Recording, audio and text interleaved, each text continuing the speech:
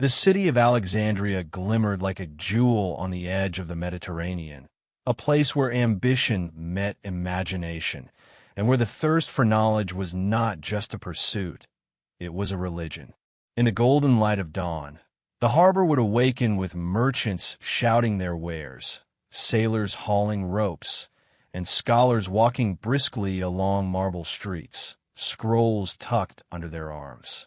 But beneath this vibrant surface, there existed a structure so magnificent, so mysterious, that would become legendary for millennia: the Library of Alexandria. It was not merely a building. It was a repository of human thought, a vault of dreams, and a shrine to curiosity itself. Its halls were said to contain hundreds of thousands of scrolls, each a vessel of discovery, philosophy, history, or forbidden wisdom. From distant lands, scribes and scholars journeyed to Alexandria to study, copy, and preserve what humanity had learned, often risking treacherous seas and dangerous political intrigue for the chance to touch these treasures. The library's creation was driven by a combination of imperial ambition and genuine reverence for knowledge. Ptolemy II, a ruler fascinated by both power and wisdom, envisioned a place that would rival the gods themselves. Ships arriving from every corner of the known world were searched, and any books or scrolls they carried were confiscated, copied, and added to the growing collection. Imagine the tens of thousands of texts being duplicated by scribes, their quills scratching tirelessly under torchlight as they worked to preserve what others might have destroyed. In those halls, one could find treatises on mathematics that would puzzle scholars centuries later, histories that chronicled civilizations now vanished, and philosophical debates that challenged the nature of existence itself. Every scroll was a whisper from the past, a testament to human curiosity and ambition. But the library's greatness was inseparable from its vulnerability. Its location in Alexandria, a city of commerce, culture, and political maneuvering, meant that it was never safe from the forces of ambition, greed, and conflict. While the scholars were immersed in their meticulous work, the city pulsed with tension. Rulers came and went, some protecting the library, others indifferent to its value, and a few perhaps seeing it as a threat. What would have been considered a treasure beyond measure in one reign might be seen as a liability in the next. Scholars whispered in corridors about dangerous texts, scrolls that contained knowledge capable of influencing kings, revealing secrets that could topple dynasties, or challenging deeply held religious beliefs. In this sense, the library was not only a beacon of enlightenment, it was a powder keg of potential danger. And then came the disasters, not all at once, but in waves that would slowly erode the library's brilliance. Fires, whether accidental or deliberate, began to consume portions of its priceless collection. Some texts were lost forever, curling into ash, their wisdom vanishing in an instant. It is difficult for the modern mind to grasp the scale of such loss. Entire worlds of thought, dreams of generations, extinguished like candles snuffed out by an indifferent wind. Yet amidst this devastation, there were whispers of hope.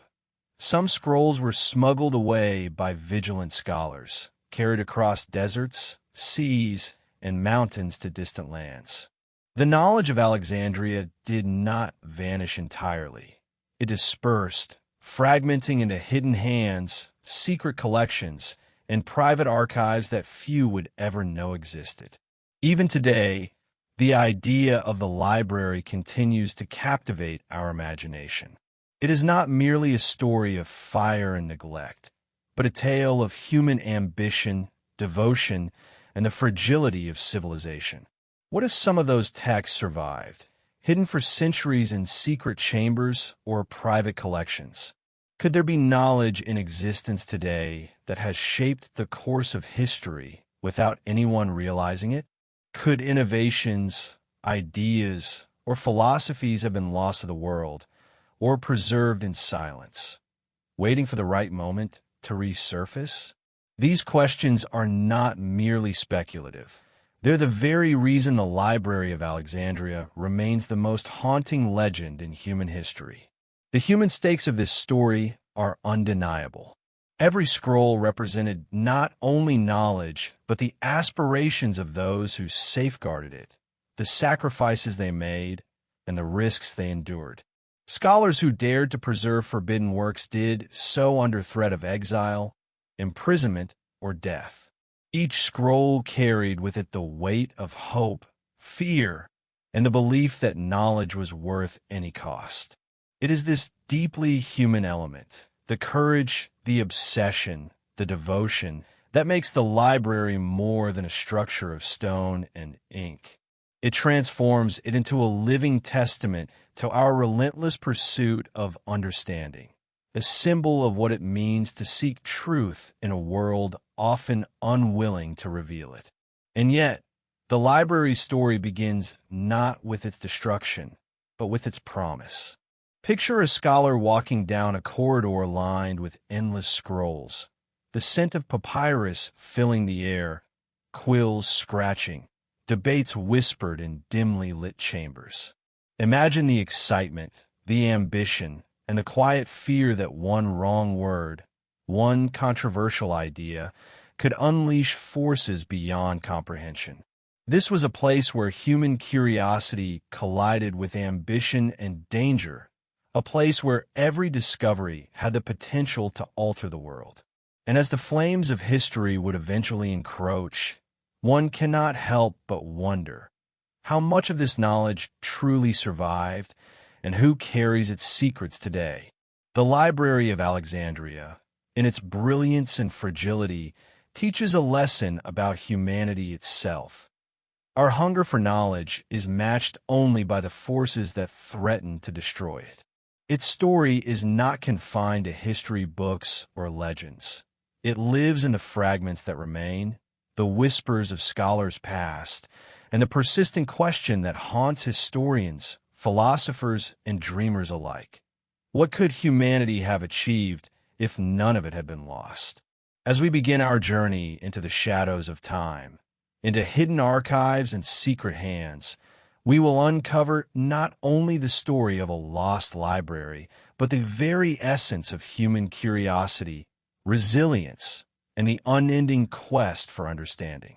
And as we peer into the fragments that survived, one question echoes louder than any other. Could some of the greatest secrets of our past still be waiting, hidden from the world, ready to reveal themselves? Long before the flames threatened Alexandria, long before the scrolls whispered in secret corridors, the city itself was a vision of human ambition. Alexandria was not born by chance. It was sculpted from the dreams of kings, philosophers, and builders who imagined a place where the world's knowledge could converge. Its foundations were laid by Alexander the Great, a conqueror whose reach spanned continents, but whose vision was more than conquest. He dreamed of a city that would be a bridge between East and West, a hub where merchants, scholars, and artisans could meet, exchange ideas, and create something unprecedented. After his death, the Ptolemaic dynasty inherited this vision, transforming it into a cultural and intellectual powerhouse that would stand as the jewel of the ancient Mediterranean. The Ptolemies understood that knowledge was power, and they wielded it with as much precision as their armies.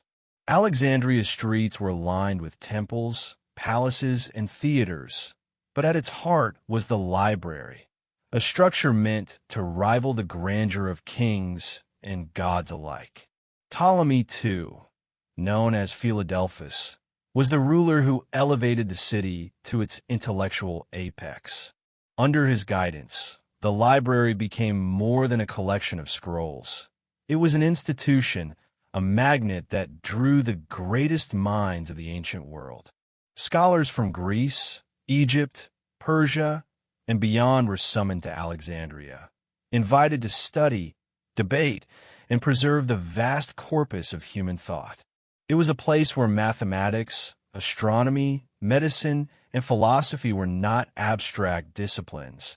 They were sacred pursuits, intertwined with the very destiny of civilization. Yet the birth of knowledge in Alexandria was not without tension. The city was a crossroads of cultures, languages, and beliefs, and ambition often clashed with curiosity. Scholars competed fiercely, each vying to interpret, correct, or expand upon the work of their peers. Some scribes were driven by genuine love of wisdom, others by the promise of favor from the king or the chance to achieve lasting fame. Rivalries simmered beneath the marble floors, subtle intrigues unfolding in the shadows of grand lecture halls. These were not idle tensions. They shaped the way knowledge was preserved, copied, and sometimes hidden. Dangerous ideas, those that questioned authority, challenged tradition, or revealed uncomfortable truths, were quietly removed, tucked away, or entrusted to the most loyal guardians. In those early days, Alexandria was alive with a sense of possibility that is difficult for the modern mind to imagine. Ships arrived daily from distant shores, carrying papyrus, ink, and scrolls written in countless tongues. The city's docks were a chorus of languages, from the clipped tones of Greek merchants to the lilting sounds of Egyptian traders, all converging in a bustling harbor where ideas flowed as freely as goods. Within the library, scribes worked tirelessly to translate these texts, meticulously copying and cataloging each scroll. The process was painstaking. A single error could alter the meaning of a text.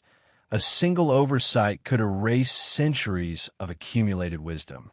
And yet, despite the immense labor, there was a sense of reverence, a belief that these scrolls were more than documents. They were vessels of human thought, worthy of devotion and care. But the Ptolemies' vision extended beyond preservation. They sought to control the narrative of knowledge. The library was not only a sanctuary, but a tool of influence, a means to shape how ideas were understood and disseminated. Scholars were encouraged to focus on works that glorified the dynasty, that aligned with the prevailing philosophies, or that advanced practical sciences useful to the state. Dangerous knowledge, the kind that could inspire rebellion or undermine the authority of rulers, was closely monitored and sometimes suppressed.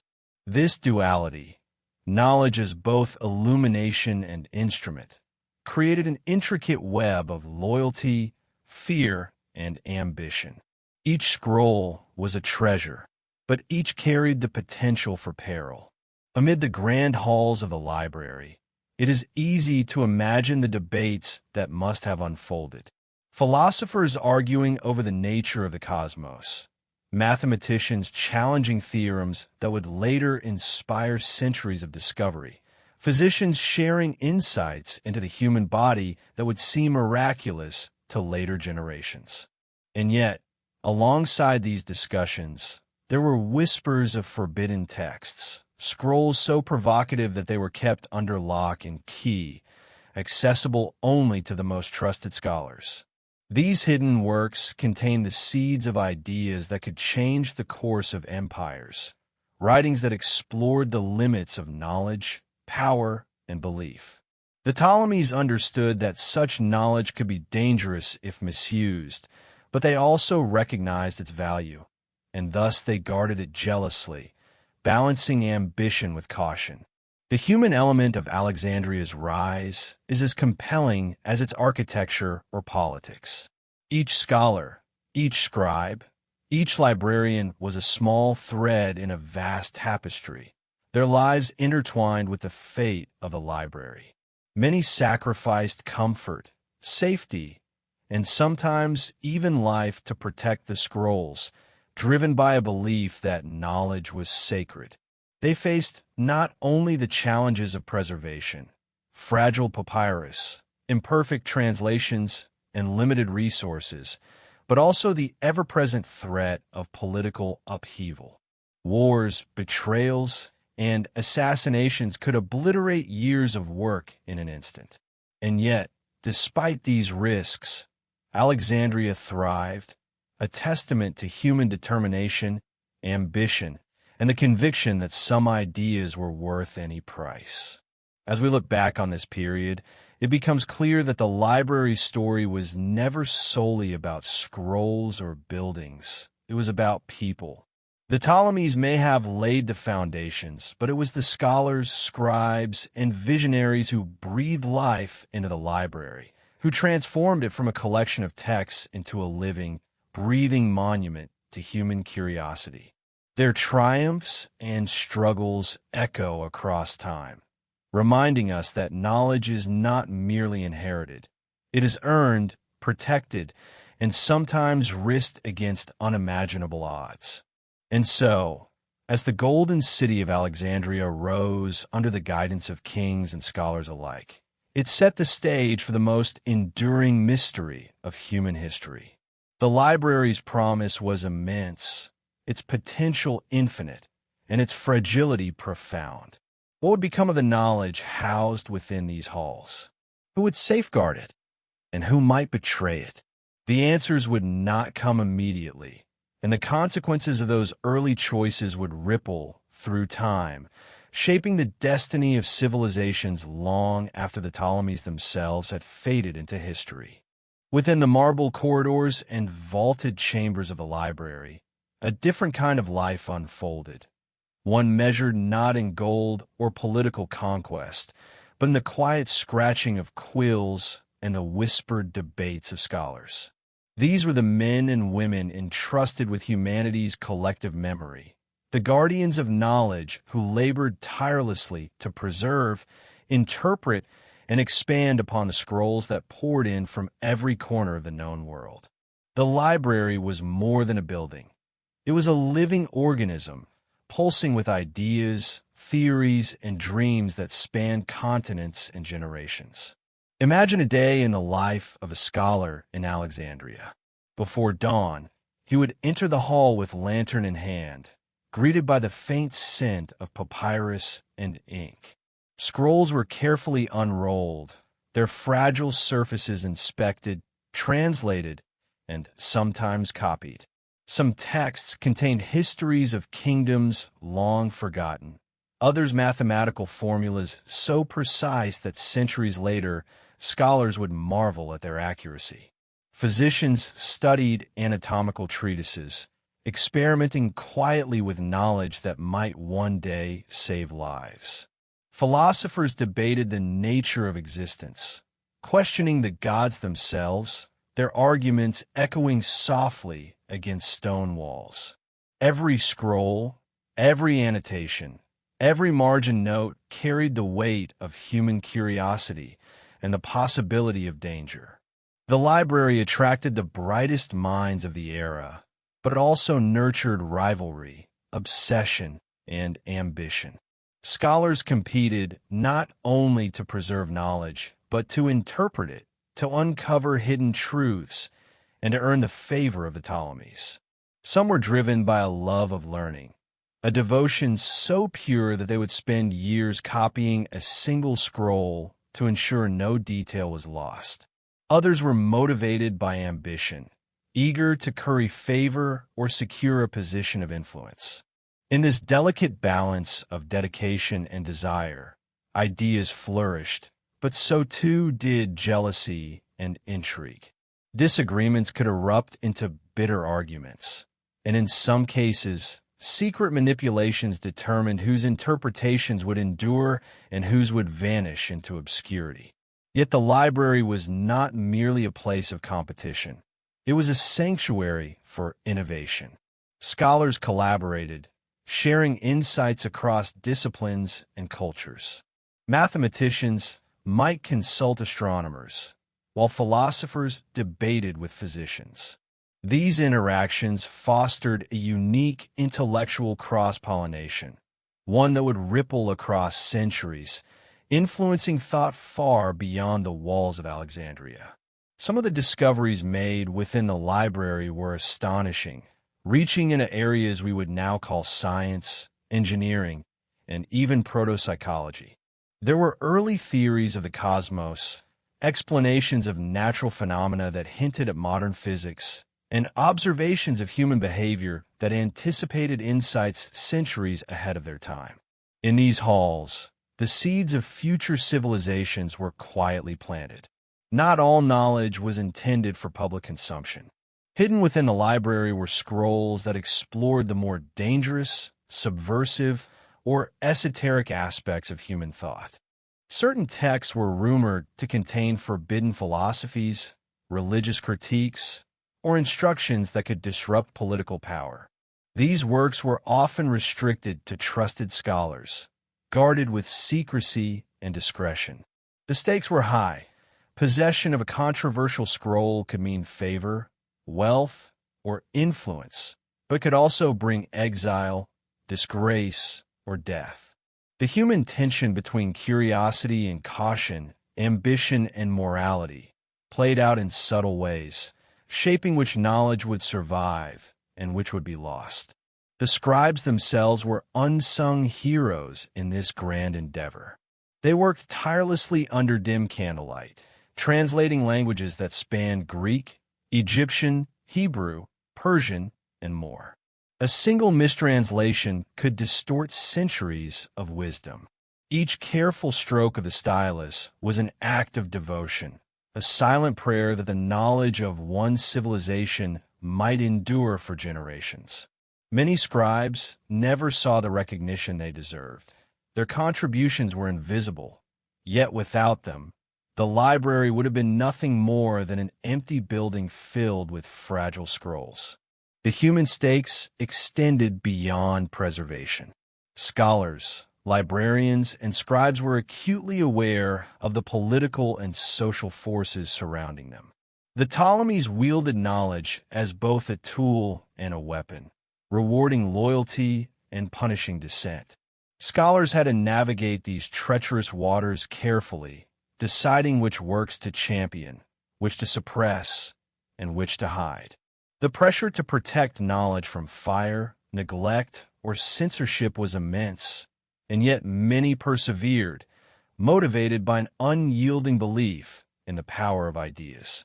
It is within this tension between creation and destruction, secrecy and revelation, that the true story of the library emerges.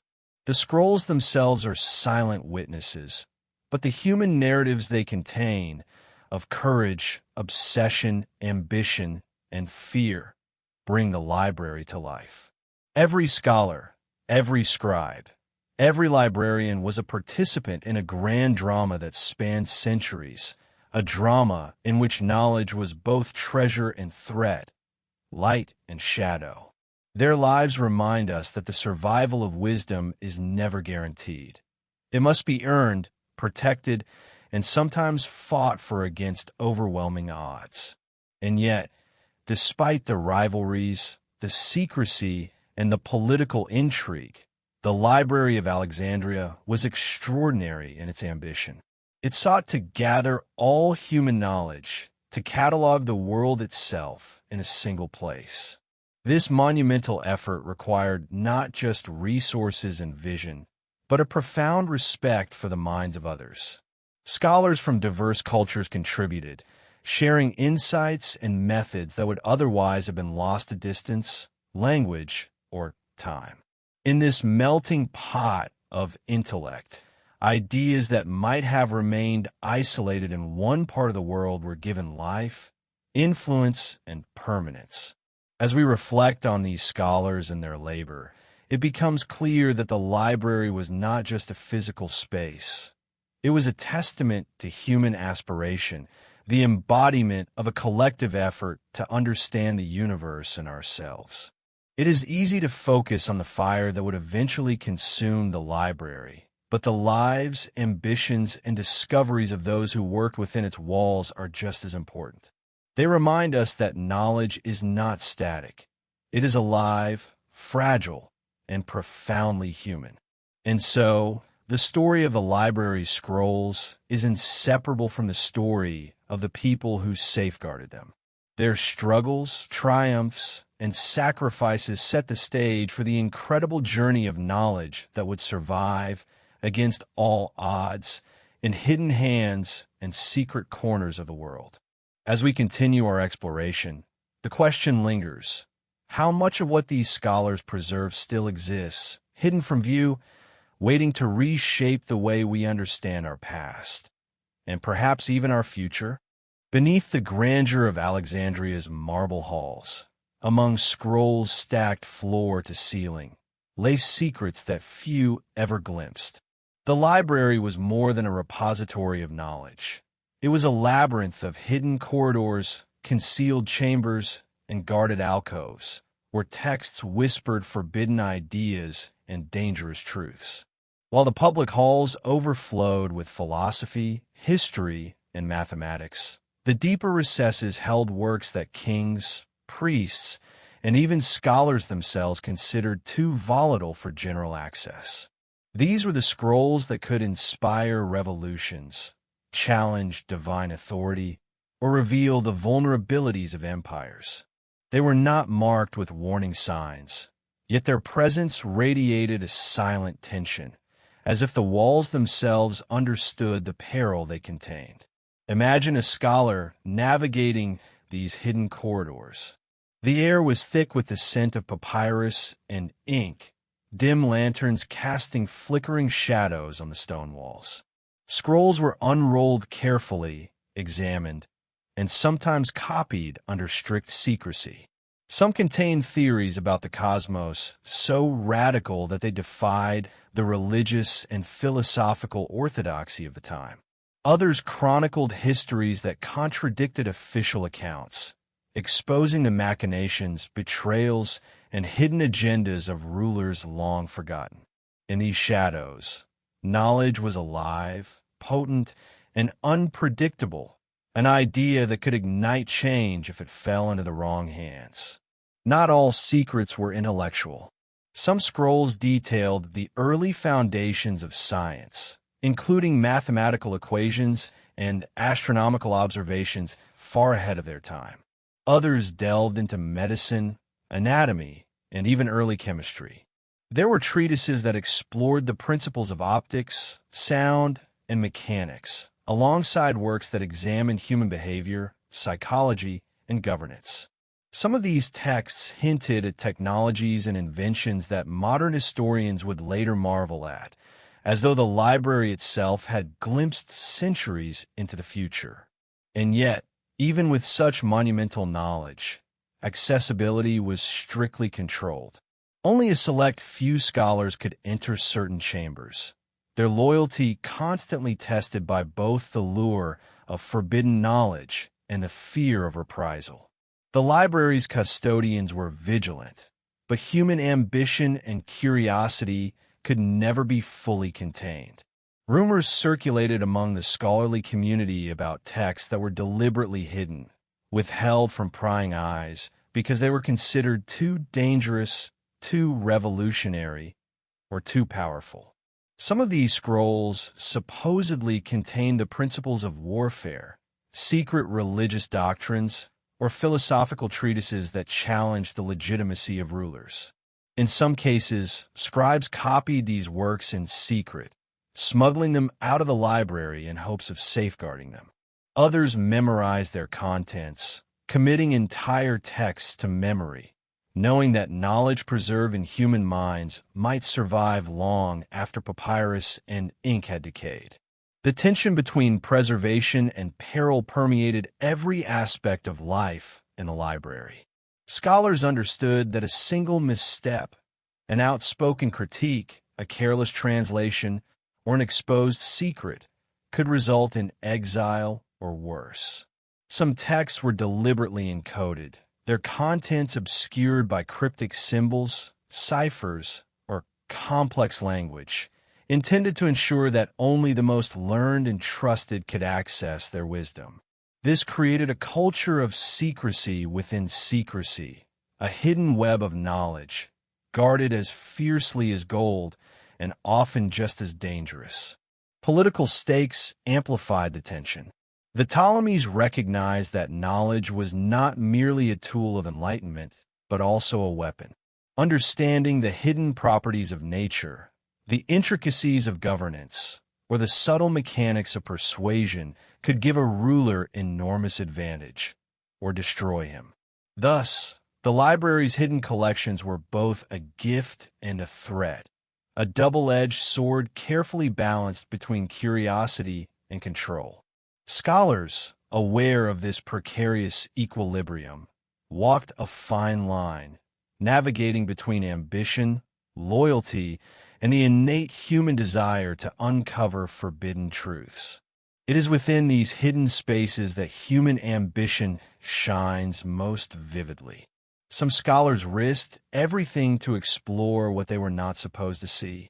They debated, experimented, and theorized in secrecy, documenting observations that might one day influence distant civilizations.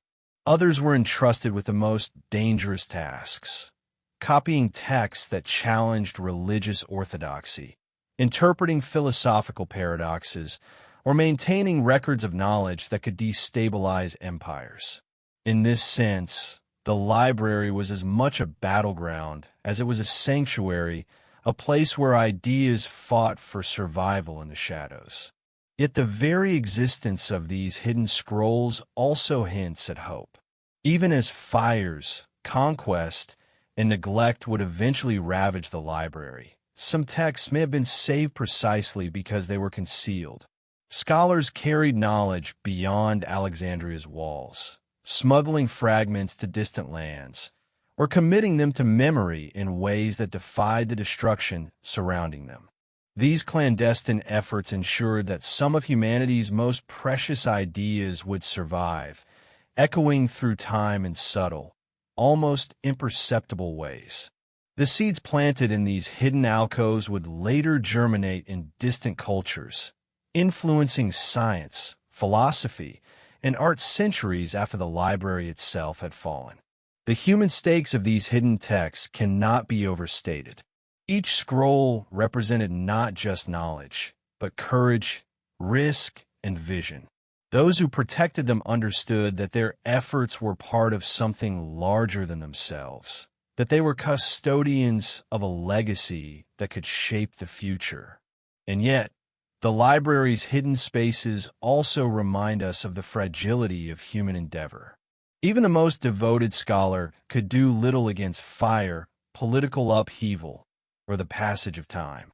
Knowledge, despite its power, remained vulnerable, and the survival of the most important truths often depended on chance as much as on careful stewardship. The intrigue of the library's hidden collections continues to captivate historians and dreamers alike. What texts were truly forbidden? Which ideas shaped civilizations silently, traveling across oceans and deserts without recognition?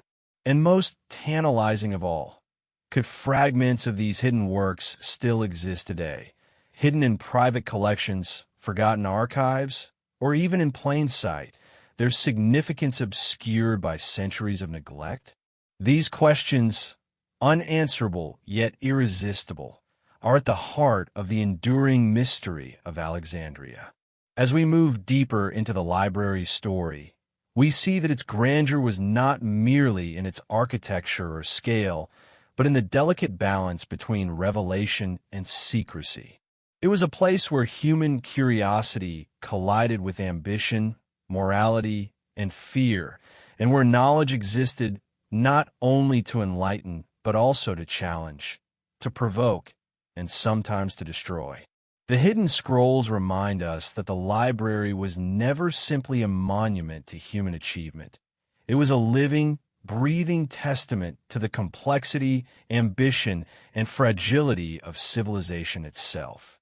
And so, as we prepare to trace the library's destruction and the flight of its knowledge across continents, we must remember that the most powerful stories are often those that survive in silence, whispered only to those willing to listen. In these shadows, the library's secrets waited patiently for the right hands, the right minds, and the right moment to reveal themselves to the world. The Library of Alexandria, for all its grandeur and ambition, was not immune to the ravages of history. Its destruction was not a single cataclysmic event, but a series of disasters that gradually eroded the brilliance of one of humanity's greatest achievements. The first fires came quietly, almost imperceptibly, in the midst of political turmoil. Accounts differ, as they always do when history and legend intertwine, but one thing remains clear. The scrolls, the labor of countless scholars, and the wisdom of centuries were engulfed in flames that night, leaving behind a haunting emptiness where once there had been knowledge. Imagine the scene: the city in chaos, the crackle of flames, the pungent smell of burning papyrus filling the air. Scholars and scribes ran frantically through corridors, clutching scrolls to their chests, trying desperately to save what they could. Others were paralyzed, forced to watch as decades of labor curled into ash before their eyes. The sound of the fire was overwhelming, a relentless roar that seemed to consume not just the library, but the collective memory of humanity itself. In the chaos, some texts were lost forever, their ideas and discoveries vanishing in an instant, leaving gaps in our understanding of the ancient world that may never be recovered. Yet even amid this devastation, not all was lost. There are whispers and historical records of scholars who managed to save fragments, rolling scrolls tightly and fleeing the city under the cover of night. Some texts were hidden in private homes, tombs, or monasteries far from Alexandria, carried across deserts and seas by those willing to risk everything for the preservation of knowledge. These survivors became the first link in a chain that would extend across time and geography, ensuring that, although the library was diminished, its spirit endured. The destruction of the library was not only physical, but symbolic. It represented the fragility of human endeavor, the vulnerability of civilization, and the impermanence of even the most ambitious projects. Leaders who might have revered knowledge often saw it as a threat, and natural disasters or accidental fires compounded human neglect. Political instability meant that the library could never be fully protected, and even those charged with its care were at the mercy of forces beyond their control. Every scroll lost was more than a piece of paper. It was a dream, a theory, a record of human curiosity extinguished in an instant. There are debates among historians about the causes and chronology of the library's destruction. Some accounts point to Julius Caesar's siege of Alexandria, when fires intended for the docks may have spread to parts of the library. Others suggest later decrees under imperial or religious authorities targeted texts deemed heretical or dangerous.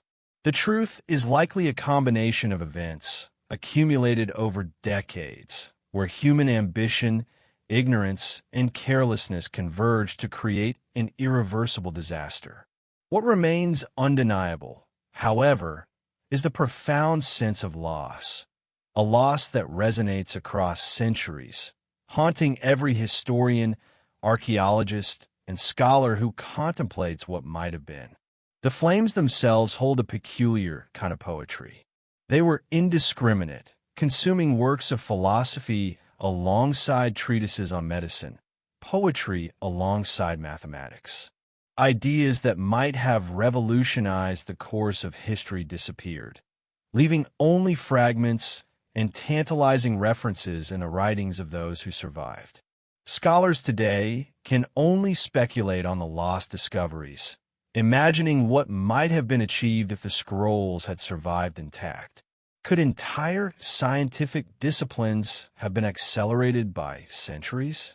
Might political ideologies, philosophies, or artistic movements have taken radically different forms?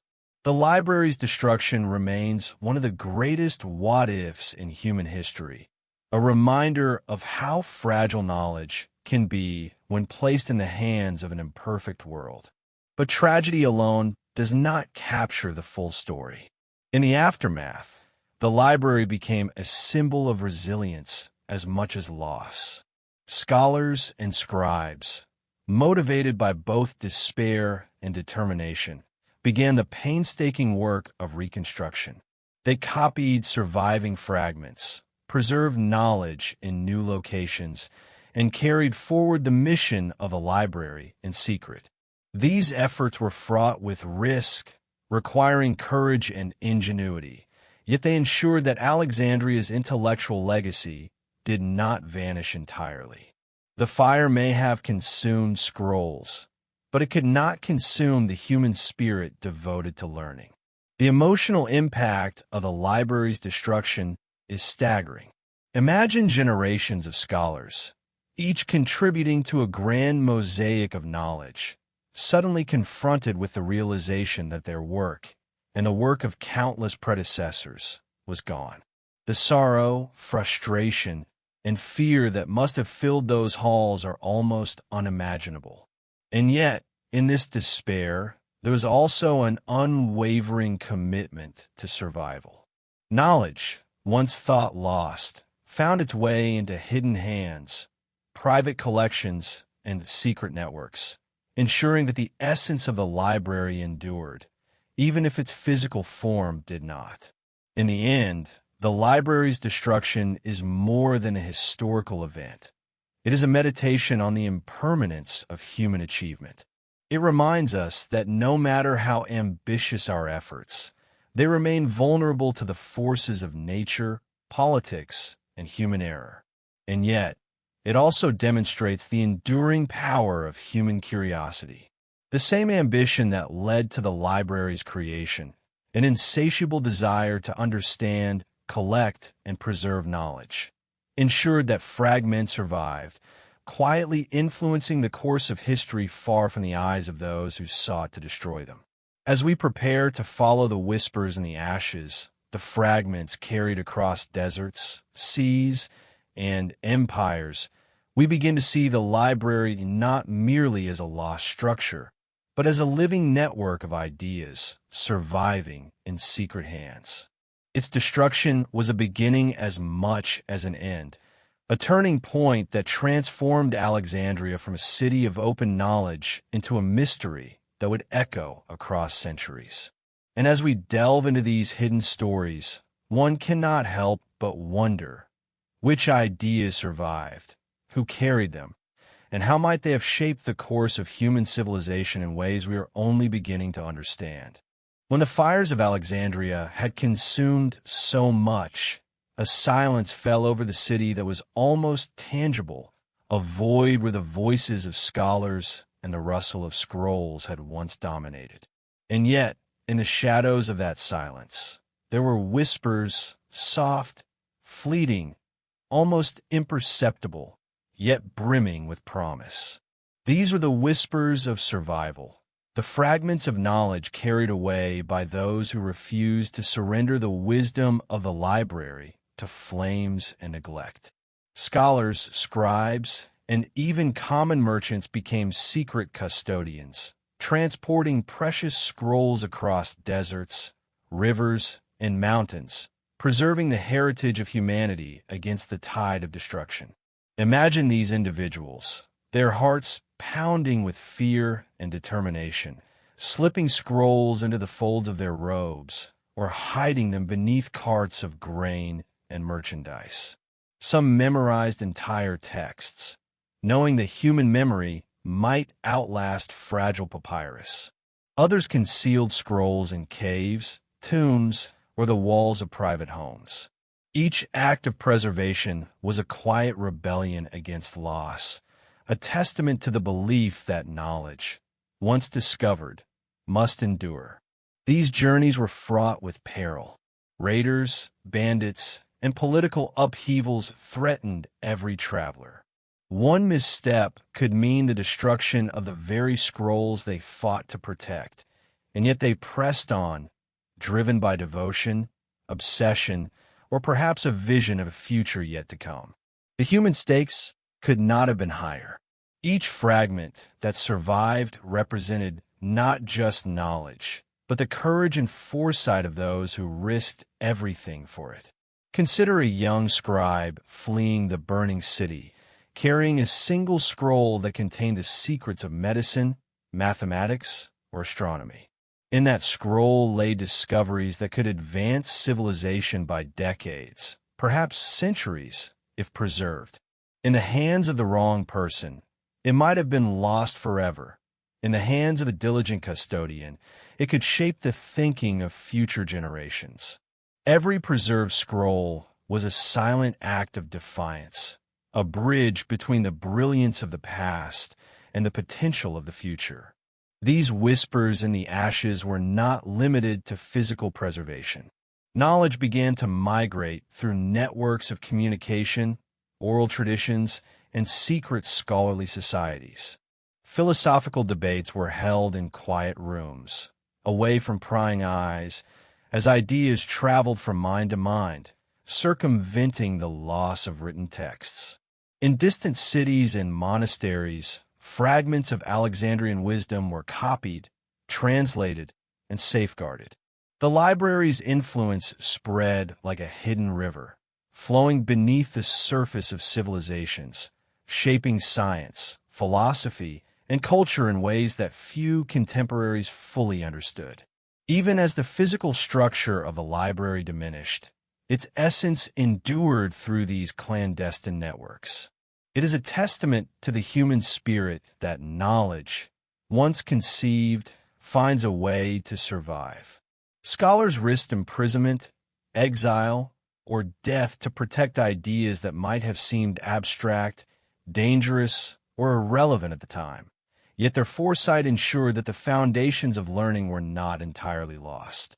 Across continents and generations, the hidden custodians of knowledge kept the flame alive, passing it to those who could carry it forward. The journey of these fragments was not a linear or orderly process. Scrolls were lost, rediscovered, and sometimes mistranslated, leading to both progress and confusion. Entire works might vanish for centuries, only to resurface in unexpected places. The survival of knowledge was a delicate dance of chance, devotion, and ingenuity. And yet, the very fact that any fragment survived at all speaks to the extraordinary lengths to which humans will go to preserve what they deem essential, even when the odds of survival seem impossibly small. Consider the human stories hidden behind these whispers. Families might dedicate themselves to copying and hiding texts, passing them down through generations. Scholars, knowing that their lives might be cut short, entrusted their knowledge to apprentices, who in turn safeguarded it with equal devotion. Even ordinary citizens, unaware of the true value of the scrolls they carried, became unwitting participants in the survival of civilization's most precious ideas. Every journey, every hidden scroll, every memorized passage was an act of resistance against the oblivion that threatened the library. The emotional resonance of these efforts cannot be overstated. In the midst of despair, loss, and chaos, individuals acted with courage, foresight, and a profound sense of responsibility. The whispers in the ashes were not merely a record of survival. They were a testament to human determination, ingenuity, and reverence for knowledge. They remind us that even in the darkest moments, when it seems that everything has been lost, there are always those who fight to preserve the light. As these fragments traveled across lands, they began to influence new cultures and civilizations. Some were absorbed into emerging intellectual centers, hidden within monasteries, academies, or private collections. Others became seeds that would sprout into discoveries far beyond the imagination of those who first saved them. The library, though physically diminished, had transformed into a living network of ideas, surviving in secrecy and shaping history in subtle, often invisible ways. In reflecting upon these whispers, we begin to see that the library's story is not merely one of destruction, but of resilience. Knowledge, once conceived, does not vanish entirely. It adapts, migrates, and finds new custodians. The flames may have consumed scrolls, but they could not destroy the human desire to understand, to preserve, and to share. The library's spirit endured through the courage of those who refused to let it die, leaving behind a trail of hidden wisdom that continues to intrigue, inspire, and challenge us today. And so, from the ashes of Alexandria, we begin to trace the paths of knowledge that survived in secret hands. These whispers, carried across generations and continents, remind us that history is never entirely lost. Ideas endure, sometimes hidden, sometimes obscured, waiting for the right moment and the right mind to bring them back into the light. The library's legacy, fragile yet unyielding, lives on in these hidden fragments, urging us to continue the quest for understanding, even in the face of uncertainty and impermanence. As the library's flames subsided, the political winds of the Mediterranean shifted, and the shadows of Rome began to stretch over Alexandria. The city that had once been a beacon of knowledge now faced a new challenge: the relentless expansion of an empire whose priorities often clashed with the preservation of human thought. Rome was both a conqueror and a collector, absorbing the cultures, cities, and knowledge of the lands it dominated, but it was not always a careful custodian. Alexandria, with its treasure trove of scrolls and scholars, became a prize, a jewel of intellect that could either be protected or plundered. The Romans recognized the value of the library, but their approach was pragmatic rather than reverent. Political stability, military advantage, and administrative control were their primary concerns, and knowledge was often subordinate to these priorities. Some Roman leaders appreciated the intellectual wealth of Alexandria, commissioning copies of scrolls and seeking out scholars for consultation. Others, however, saw the library as a potential threat, a source of ideas that could empower rebellion or challenge authority. In this context, the library existed in a precarious balance, a beacon of enlightenment shadowed by suspicion and the ever-present possibility of interference. Rome's influence brought both protection and peril. On one hand, certain texts were preserved and transported to Roman centers of learning, ensuring that fragments of Alexandrian knowledge survived. Philosophers, mathematicians, and physicians were sometimes taken to Rome to advise leaders, carry out studies, or teach. These interactions helped disseminate ideas far beyond Egypt, allowing the library's intellectual legacy to spread across the empire. Yet, these movements were also fraught with risk. Scrolls could be lost, misinterpreted, or deliberately altered to serve political agendas, and scholars faced immense pressure to conform to the expectations of powerful Roman patrons. Amid this turbulent era, human ambition remained a constant. Scholars continued their work, copying and interpreting texts, sometimes in secrecy, sometimes in collaboration with Roman authorities. The stakes were high.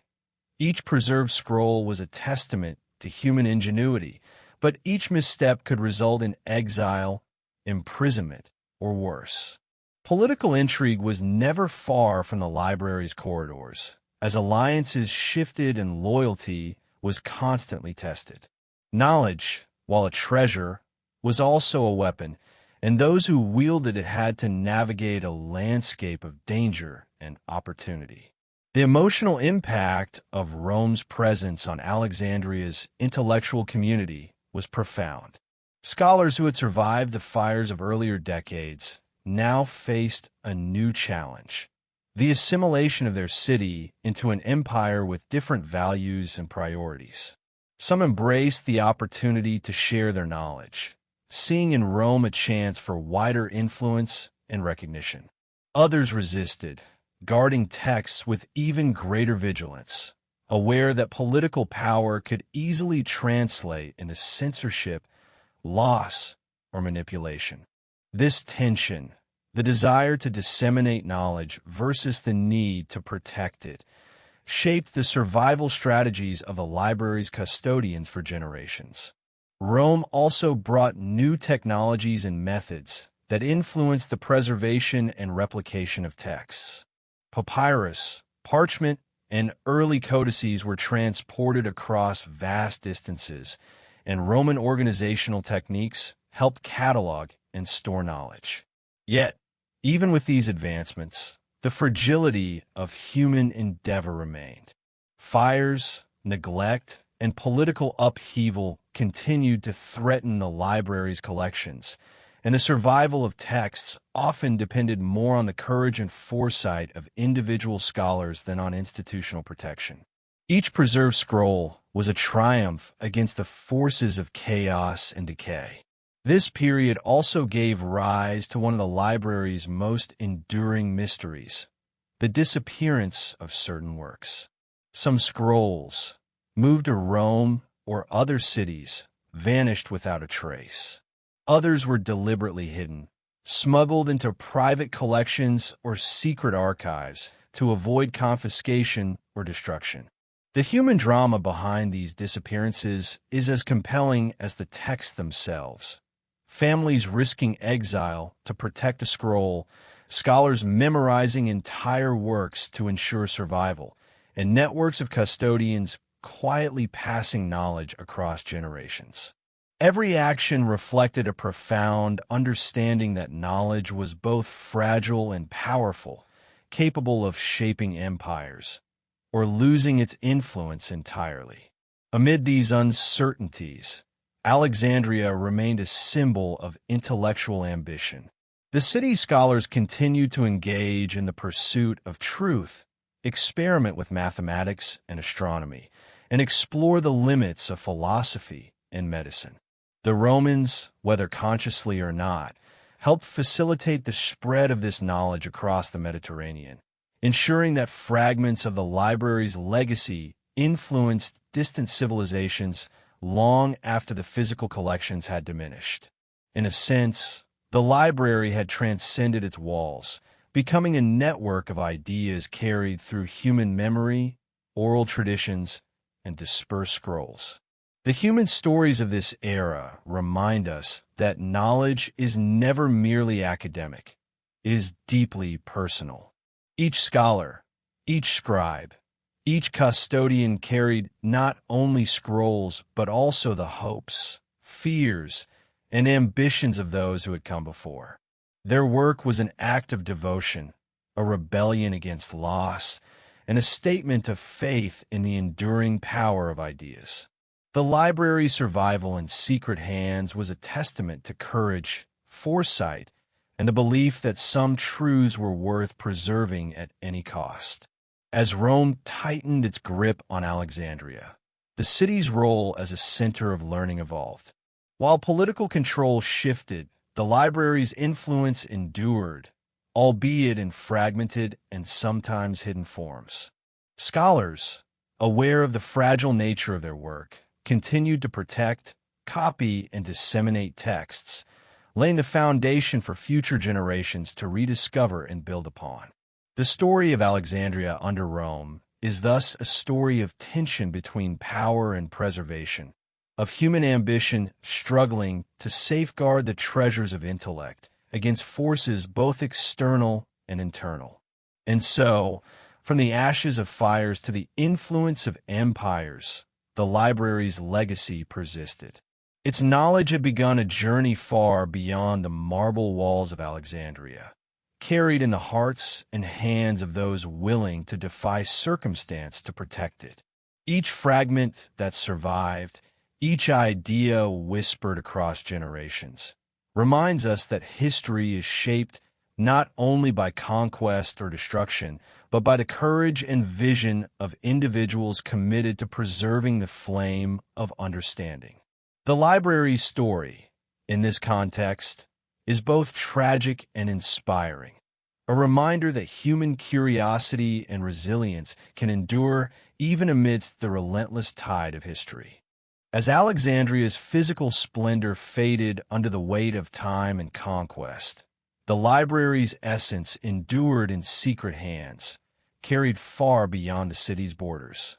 These hidden custodians became the silent lifeline between the past and the future, devoted individuals who recognized that the loss of knowledge would be humanity's greatest tragedy. They were scholars, merchants, monks, and even ordinary citizens, often overlooked by history, yet their actions ensured that fragments of the library's wisdom survived for centuries. Imagine a scholar in a distant city, receiving a scroll smuggled from Alexandria. The text is fragile, written on papyrus darkened with age, its words containing ideas centuries ahead of their time. He carefully unrolls it, aware that a single mistake could erase generations of knowledge. Each stroke of the stylus, each copied line, is a quiet act of defiance, a preservation of the human quest to understand, to explore, and to know. In these acts, ordinary hands became extraordinary custodians, entrusted with the most precious cargo imaginable, the ideas of civilization itself. Some of these secret keepers traveled great distances to safeguard texts, carrying knowledge across deserts, seas, and mountains. They hid scrolls in caves, buried them under floors, or locked them in monasteries and private libraries. Their journeys were perilous, fraught with natural hazards, political unrest, and the ever-present threat of theft or destruction. Each trip required courage, foresight, and faith that the knowledge would survive long enough to be shared with those capable of understanding it. In many cases, these individuals were anonymous, their sacrifices unrecorded, yet their impact was profound. The motivations of these custodians were as varied as the texts they protected. Some acted out of devotion to learning, believing that knowledge itself was sacred and must endure. Others were driven by ambition, seeking recognition or influence through the preservation of rare or powerful works. Still others were motivated by a sense of duty or loyalty to mentors, families, or kingdoms. In every case, the act of safeguarding the library's treasures was a moral and emotional choice, a recognition that the loss of knowledge would diminish the very essence of humanity. These secret keepers often formed networks of trust, communicating quietly with each other across cities and regions.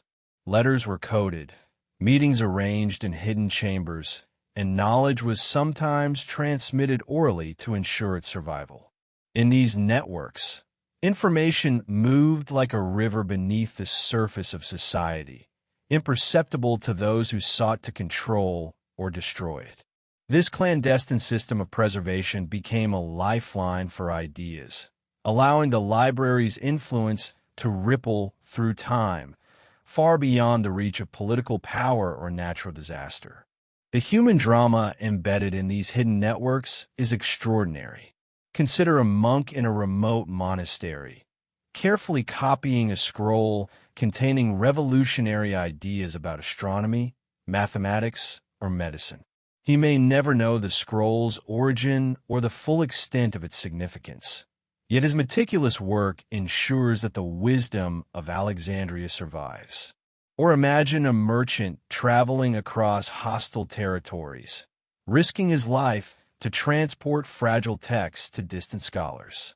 These acts of courage and devotion, often unnoticed in the grand narrative of history, were crucial to the survival of human knowledge.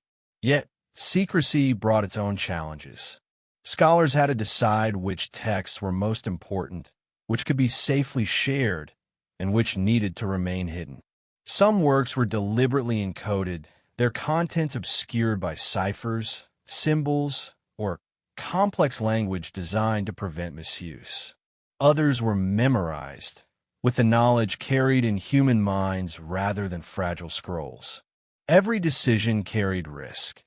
A single misstep could result in the permanent loss of irreplaceable knowledge, or worse, political or religious retribution. The stakes were extraordinarily high, demanding vigilance, intelligence, and sometimes sheer luck. The emotional stakes were equally high.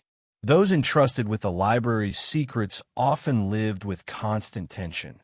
Between curiosity and caution, ambition and morality, preservation and personal safety.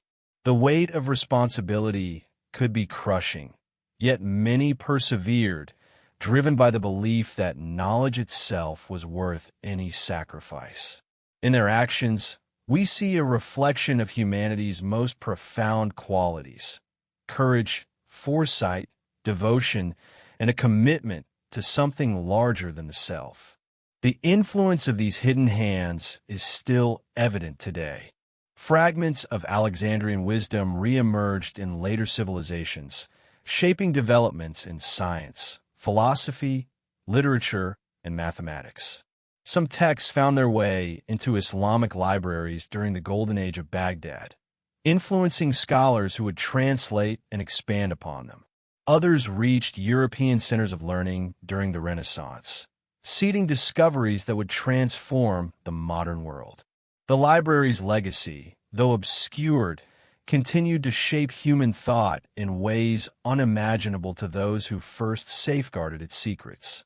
The human stories behind these transmissions are hauntingly beautiful.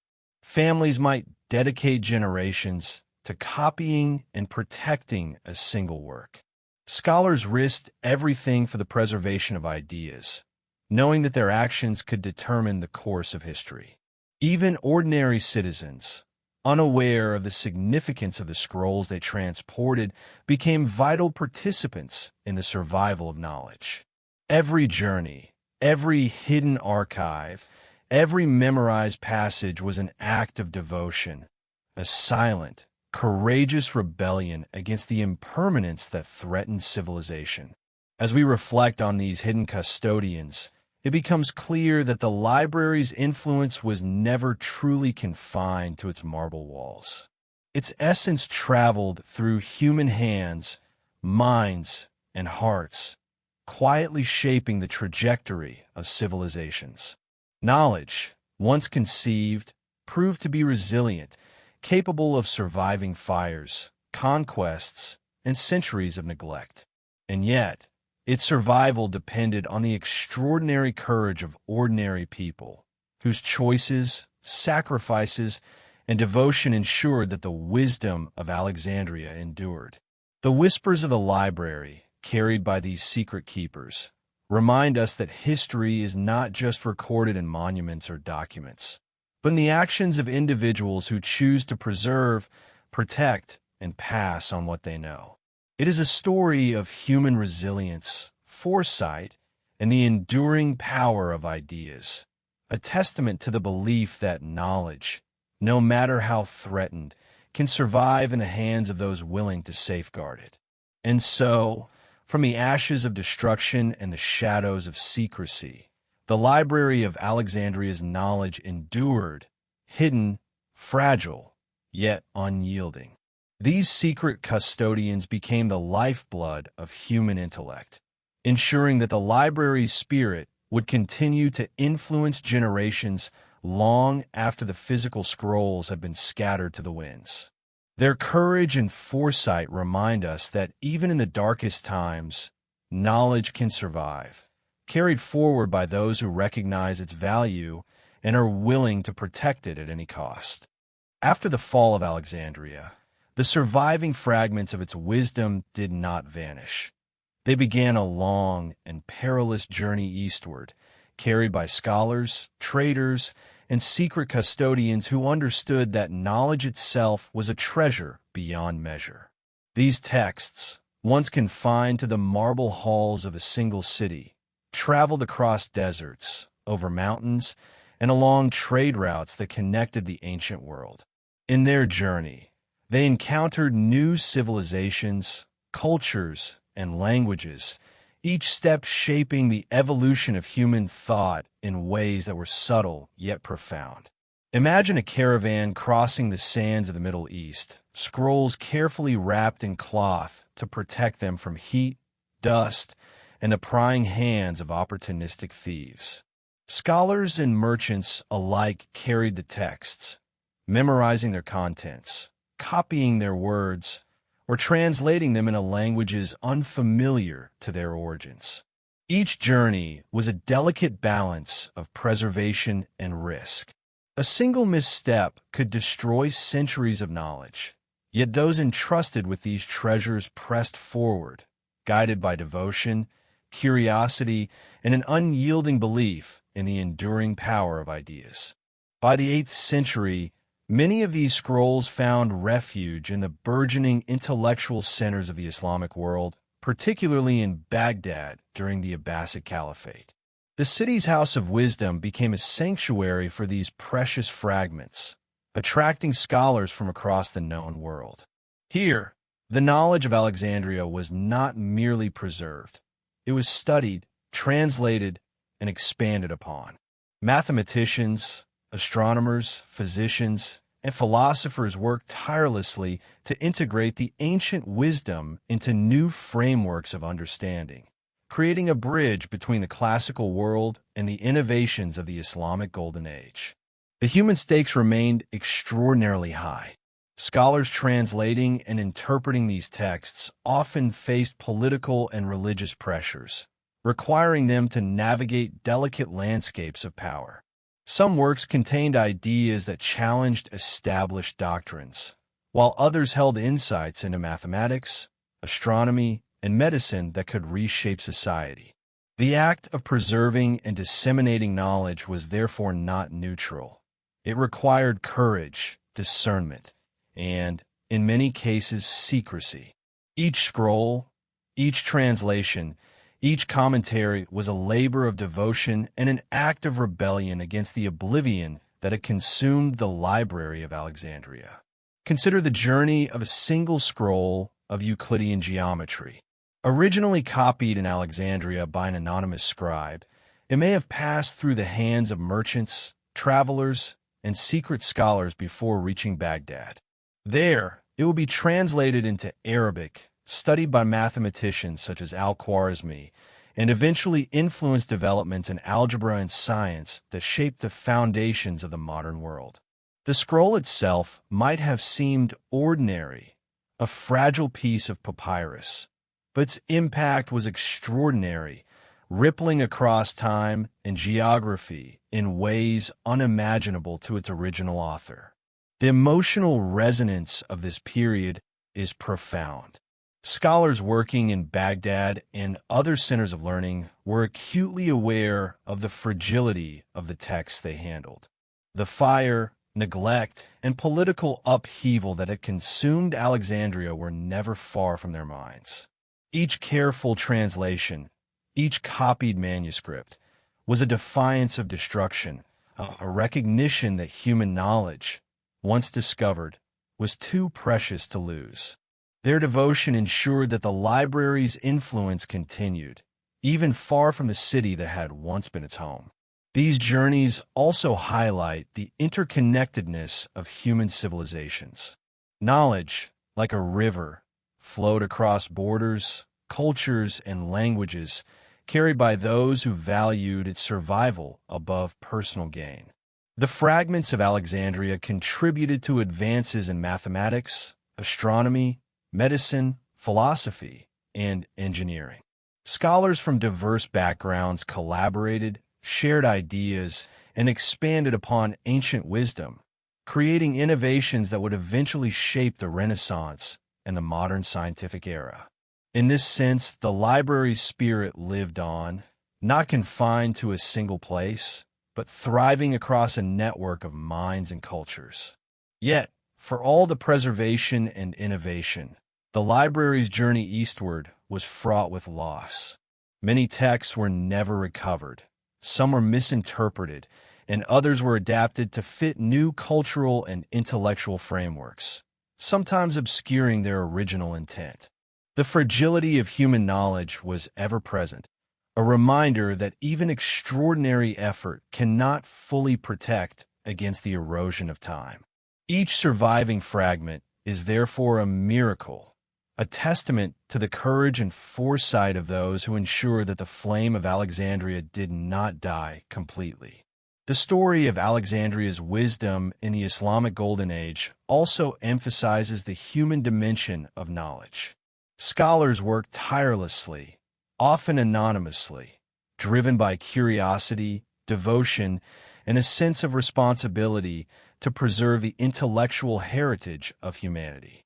Their lives were intertwined with the texts they protected, and their decisions, what to translate, what to copy, what to protect, shaped the trajectory of civilizations. Each act of preservation was an emotional commitment, a recognition that ideas are fragile, yet capable of transcending generations, continents, and even cultures. As these scrolls and ideas traveled eastward, they carried with them the legacy of human ambition, courage, and resilience. The Library of Alexandria, though physically destroyed, had transcended its walls, living on in the hands, minds, and hearts of those committed to preserving its knowledge. Its journey reminds us that ideas, once conceived, can survive fire, conquest, and centuries of neglect, shaping history in subtle, profound, and often unexpected ways. And so, from the ashes of Alexandria to the libraries of Baghdad and beyond, the library's legacy endured. Its survival in secret hands ensured that the flame of human curiosity continued to illuminate the path of civilization. Each fragment, each translation, each act of preservation was a bridge across time, linking the brilliance of the past to the discoveries and innovations of the future. The library's journey eastward is a story of resilience, courage, and the enduring power of knowledge, a story that continues to inspire wonder, curiosity, and awe to this day. As the centuries unfolded, the fragments of Alexandrian knowledge that had traveled eastward began to journey westward, carried by merchants, scholars, and pilgrims into Europe. The fall of the Western Roman Empire had left a cultural vacuum, and much of Europe's intellectual infrastructure was fragile, scattered, or in decline. Into this void, the surviving scrolls, treatises, and codices from the Library of Alexandria slowly infiltrated European centers of learning, often hidden, coded, or embedded within larger collections of texts. Their arrival would ignite sparks that centuries later would blaze into the Renaissance, transforming European thought, art, and science. Imagine a dusty manuscript arriving in a monastery in northern Italy, brought by a traveling scholar who had crossed deserts, seas, and mountains to protect it. The monks, unaware of its full origin, carefully unrolled the scrolls, copying and translating the texts into Latin. The fragile papyrus, darkened by age and travel, held knowledge that had survived fire, conquest, and centuries of obscurity. Each carefully inscribed line connected a past civilization's curiosity, insight, and ambition to a future that had yet to awaken to its potential. The impact of these texts would be profound, even if their original context had been partially lost along the way. Europe during the early Middle Ages was not immediately ready to receive the full spectrum of Alexandrian knowledge. Religious authorities, political leaders, and cultural norms often limited the accessibility of foreign texts, especially those that challenged established doctrines. Yet the manuscripts found safe havens in monasteries, cathedral schools, and private libraries. Here, the hidden knowledge was preserved, studied, and slowly disseminated among scholars who were curious enough to seek it and dedicated enough to protect it. The survival of these texts was still dependent on human courage, foresight, and devotion. The journey of these scrolls through Europe highlights the fragility and resilience of knowledge. Many texts were lost, misinterpreted, or altered to fit the cultural and intellectual expectations of their new custodians. Yet even in these imperfect transmissions, the essence of Alexandrian insight endured. Treatises on medicine inspired new approaches to healing. Mathematical principles underpinned the developments in astronomy and navigation, and philosophical debates seeded intellectual exploration that would later flourish in Renaissance universities. Knowledge, once thought lost, had subtly and quietly influenced European civilization, preparing it for a rebirth that would eventually eclipse the achievements of earlier centuries. The human drama of this period is striking. Scholars who received these texts often faced immense risk. Preserving a single manuscript could mean defying local authorities, risking censure, or exposing oneself to ridicule and suspicion. Yet, driven by an unwavering belief in the value of knowledge, these custodians persevered. Their meticulous work, copying, translating, teaching, ensured that the library's legacy continued to thrive, even in an environment where intellectual curiosity was often constrained by political and religious pressures. Every act of preservation was a testament to the courage and devotion required to safeguard humanity's collective memory. The emotional stakes were just as high as the physical and intellectual ones. Each manuscript carried centuries of thought, discovery, and human experience. The scholars who handled them understood that they were not merely copying words on fragile pages. They were protecting ideas that had survived the flames of Alexandria, the chaos of empires, and the perilous journey across continents. Their devotion reflects an enduring truth. The survival of knowledge often depends not on institutions, but on individuals willing to risk everything for its preservation. The influence of Alexandrian texts in Europe became increasingly pronounced by the 12th century, particularly as translations from Arabic into Latin proliferated. European scholars, often unaware of the precise origins of these texts, absorbed their insights and built upon them. Mathematical concepts, astronomical observations, and medical knowledge were revitalized, creating a foundation upon which the Renaissance would be constructed. Artists, architects, and scientists drew inspiration from the rediscovered wisdom, blending classical ideas with new insights to generate unprecedented innovation. The library's legacy, though scattered and partially obscured, had quietly reshaped the intellectual landscape of Europe. Consider the journey of a single mathematical treatise. Originally penned by an Alexandrian scholar centuries earlier, it had survived fire, political upheaval, and long journeys through the Middle East. Translated into Arabic, copied in Baghdad, carried across the Mediterranean, and eventually rendered into Latin, it influenced the work of European mathematicians like Fibonacci, ultimately shaping developments in commerce, architecture, and navigation.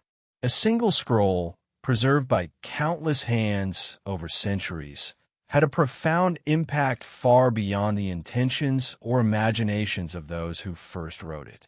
Yet, even as Europe slowly absorbed Alexandrian knowledge, many works remained lost or hidden.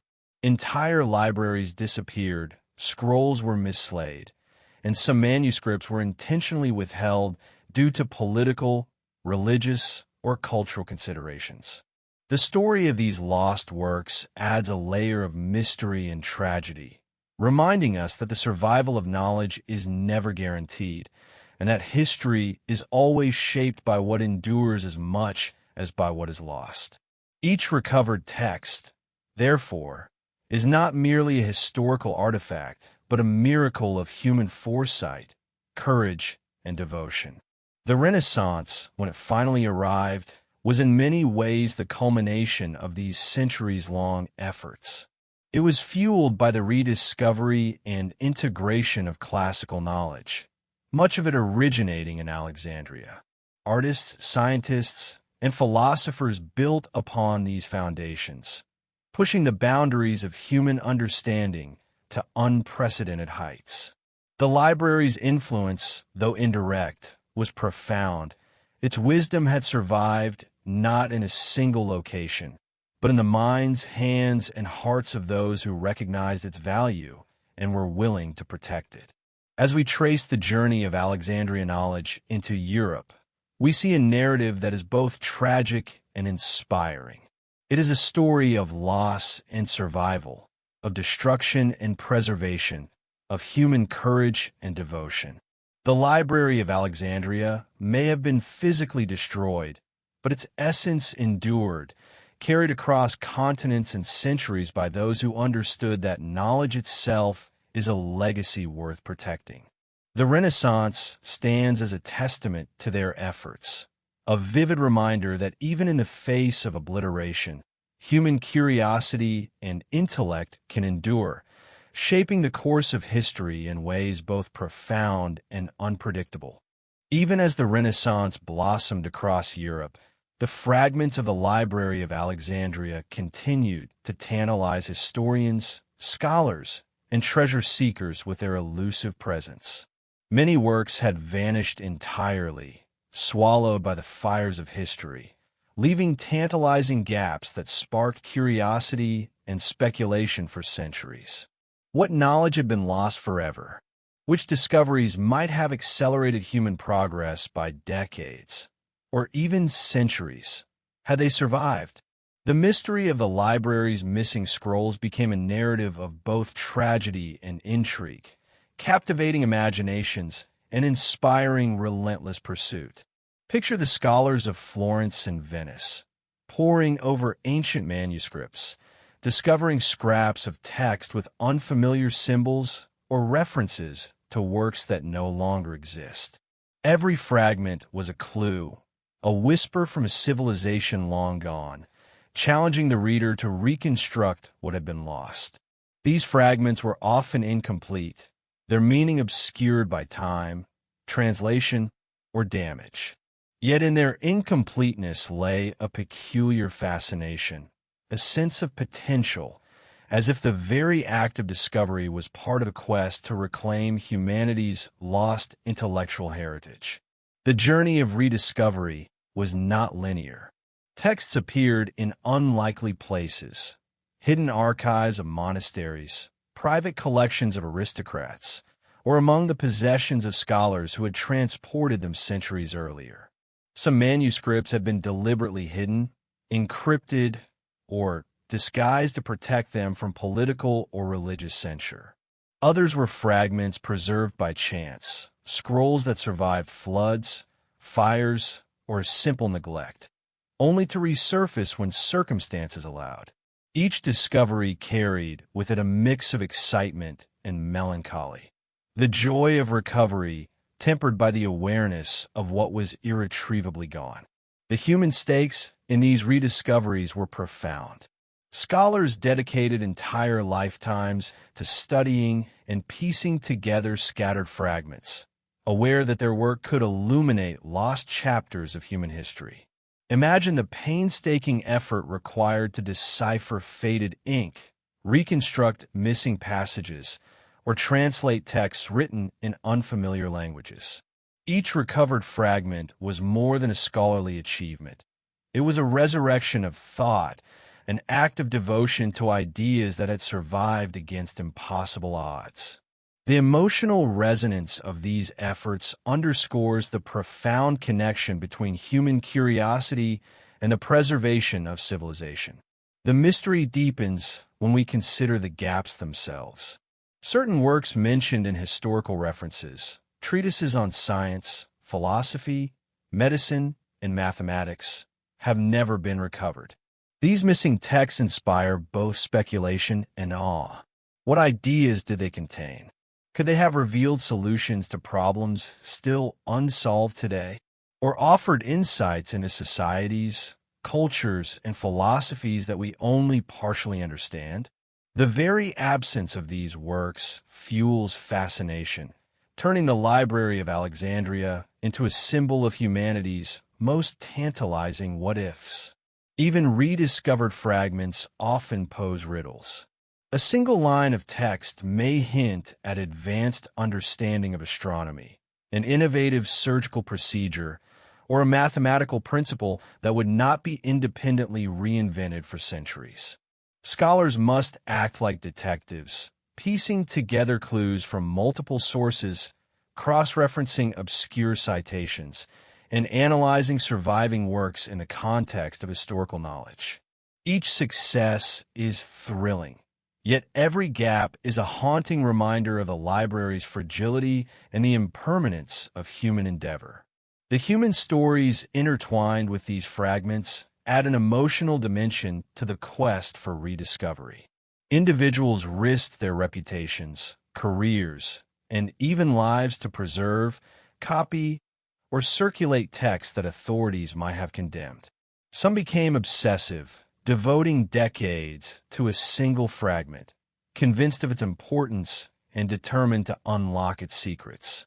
Others worked quietly and anonymously, contributing to the collective effort to reclaim what had been lost.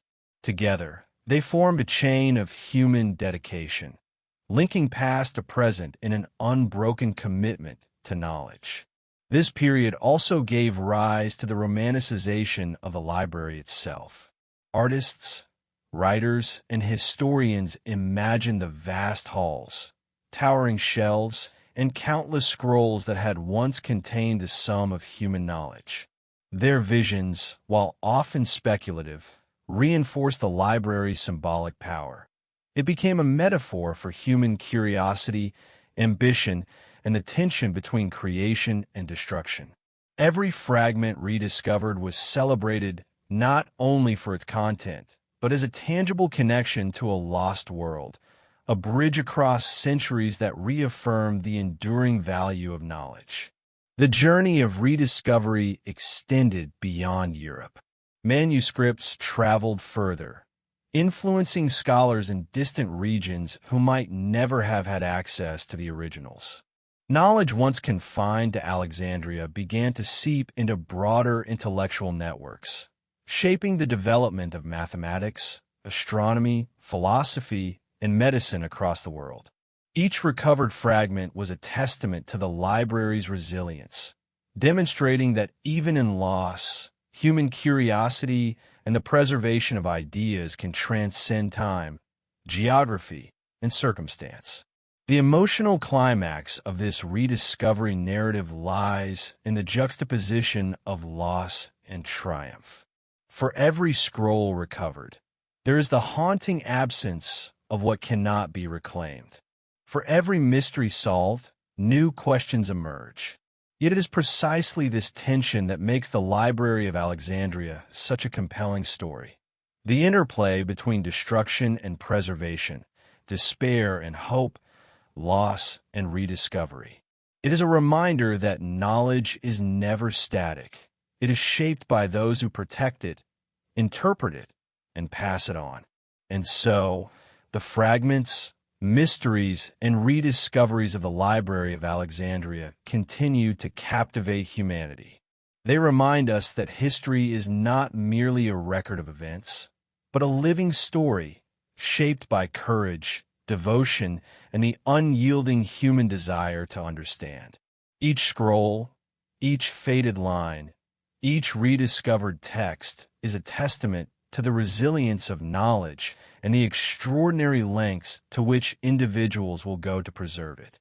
The library lives on, not only in the fragments that survive, but in the pursuit of understanding that it has inspired across centuries. Even as fragments of the library's knowledge spread across continents and centuries, some secrets remained hidden in plain sight, invisible to all but those with the insight to recognize them. These were not texts locked away in secret vaults, but ideas subtly embedded in works, philosophies, and even practical knowledge that had survived centuries of translation, adaptation, and reinterpretation. The library's influence, though often disguised, had infiltrated societies, quietly shaping human understanding in ways that few could trace back to Alexandria. Consider mathematics, astronomy, or medicine. Certain principles, once penned by Alexandrian scholars, reappeared centuries later in unexpected contexts. A physician in medieval Europe might practice a technique first recorded in a papyrus centuries before, unaware of its origin. A navigator might employ a geometric principle preserved indirectly through Islamic scholars, not realizing it had originated in the library's halls. These hidden threads demonstrate the library's subtle yet profound impact, a quiet intelligence woven into the fabric of human progress. The human story behind these hidden influences is compelling. Scholars, traders, and ordinary citizens unknowingly became conduits for Alexandrian knowledge. A merchant copying trade calculations might inadvertently preserve mathematical insights from centuries prior. A scribe reproducing a philosophical treatise could unknowingly carry the legacy of Euclid or Archimedes to distant lands. In this way, the library's wisdom traveled not only through deliberate preservation, but through the ordinary acts of countless people, whose lives intersected with the knowledge in ways they might never have understood. The secrecy was often intentional. Some works were encoded, adapted, or integrated into larger compilations precisely to protect them from destruction, censorship, or theft. In monasteries, scholars embedded classical knowledge within religious commentaries. In Islamic libraries, texts were translated and annotated, blending cultural context with preservation. Each act of subtle embedding was both protective and transformative. Knowledge survived, but was reshaped, taking on new life in unfamiliar contexts. The library's essence persisted, even if its original form was obscured. These hidden currents of knowledge also reveal human ingenuity and foresight. Those who protected, copied, or adapted texts understood that the survival of ideas required more than physical preservation. It demanded strategy, creativity, and discretion. The library's legacy was therefore not only a story of destruction and survival, but of human intelligence in navigating danger, secrecy, and change. Every decision, to hide, to encode, to translate, was a calculated act, reflecting the custodian's understanding of both the fragility and power of ideas. The emotional stakes were high. Custodians knew that failure could mean the permanent loss of knowledge, while success might influence the course of future generations. Scholars often carried this burden alone, isolated from recognition or reward. Yet their devotion ensured that humanity retained access to ideas that might otherwise have been lost forever. The hidden presence of Alexandrian wisdom became a silent guardian, shaping intellectual history through subtle, almost invisible means. Even ordinary objects sometimes concealed profound knowledge. Recipes, medical formulas, diagrams, and coded notes could all carry fragments of the library's influence. A seemingly mundane manuscript might contain a geometric principle, an astronomical observation, or a philosophical argument, its origins obscured but its impact enduring. The library's fingerprints are thus scattered across countless works, often unnoticed, yet shaping the development of human thought in ways that remain detectable even today. The story of these hidden secrets emphasizes the collaborative and cumulative nature of knowledge. Alexandrian texts influenced generations of scholars, each adding commentary, adaptation, or interpretation. Knowledge became a living, evolving entity, shaped by human hands across centuries. The library's survival, therefore, was not simply about preserving scrolls. It was about sustaining the flow of ideas, ensuring that human curiosity and creativity could continue to flourish, even in the face of loss and uncertainty. This subtle, hidden legacy also invites reflection on the impermanence and resilience of knowledge. While physical scrolls can be destroyed, ideas, once internalized, memorized, or adapted, can survive in unexpected ways. The library's influence reminds us that knowledge is not merely material. It is an intellectual and cultural force that can persist across time and space, often unnoticed but profoundly shaping human civilization. And so, the secrets hidden in plain sight reveal a deeper truth about the Library of Alexandria, that its legacy is not confined to surviving scrolls or documented histories, but lives on in the ideas, innovations, and discoveries it seeded throughout the world. Knowledge, once conceived, proves remarkably resilient, carried forward by human ingenuity, devotion, and the subtle, often invisible networks that ensure its survival.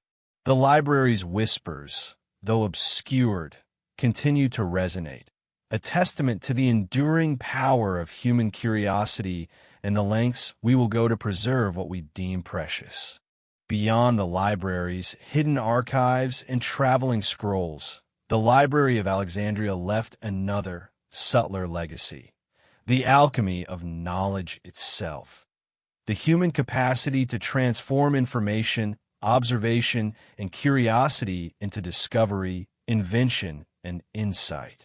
Even when the texts themselves were lost or fragmented, the methods, patterns of thought, and approaches to inquiry survived, quietly shaping generations of scholars who would never see the library's marble halls.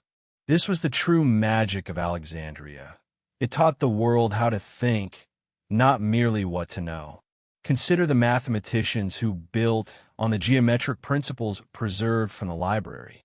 They did not simply copy formulas. They extended, questioned, and experimented, often without knowing the origin of their inspiration. Similarly, astronomers observed the skies using methods rooted in Alexandrian tradition, refining models, recording patterns, and passing this knowledge to others who, centuries later, would lay the groundwork for modern science.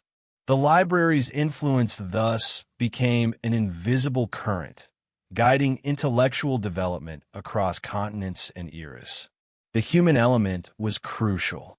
Scholars who inherited Alexandrian methods carried not only knowledge, but also curiosity, rigor, and imagination. They learned to question, to hypothesize, and to seek connections between disparate observations. This intellectual inheritance survived even when scrolls were destroyed, memorized in human minds, and subtly passed through oral traditions, teaching apprentices, or hidden annotations. The library's teachings, once internalized, could flourish in new forms, proving that the preservation of method is as vital as the preservation of content. Alchemy, in the literal sense of transforming base materials into gold, mirrors this intellectual process. Scholars approached ideas as if they were raw elements, an observation here, a mathematical principle there, a philosophical argument elsewhere, combining them to create new understanding. This was the library's secret gift, the ability to inspire synthesis, creativity, and the transformation of knowledge into something far greater than the sum of its parts. In this way, Alexandria's influence extended far beyond the physical survival of scrolls, manifesting instead in the intellectual breakthroughs it indirectly enabled. The stakes were high, and the human drama continued.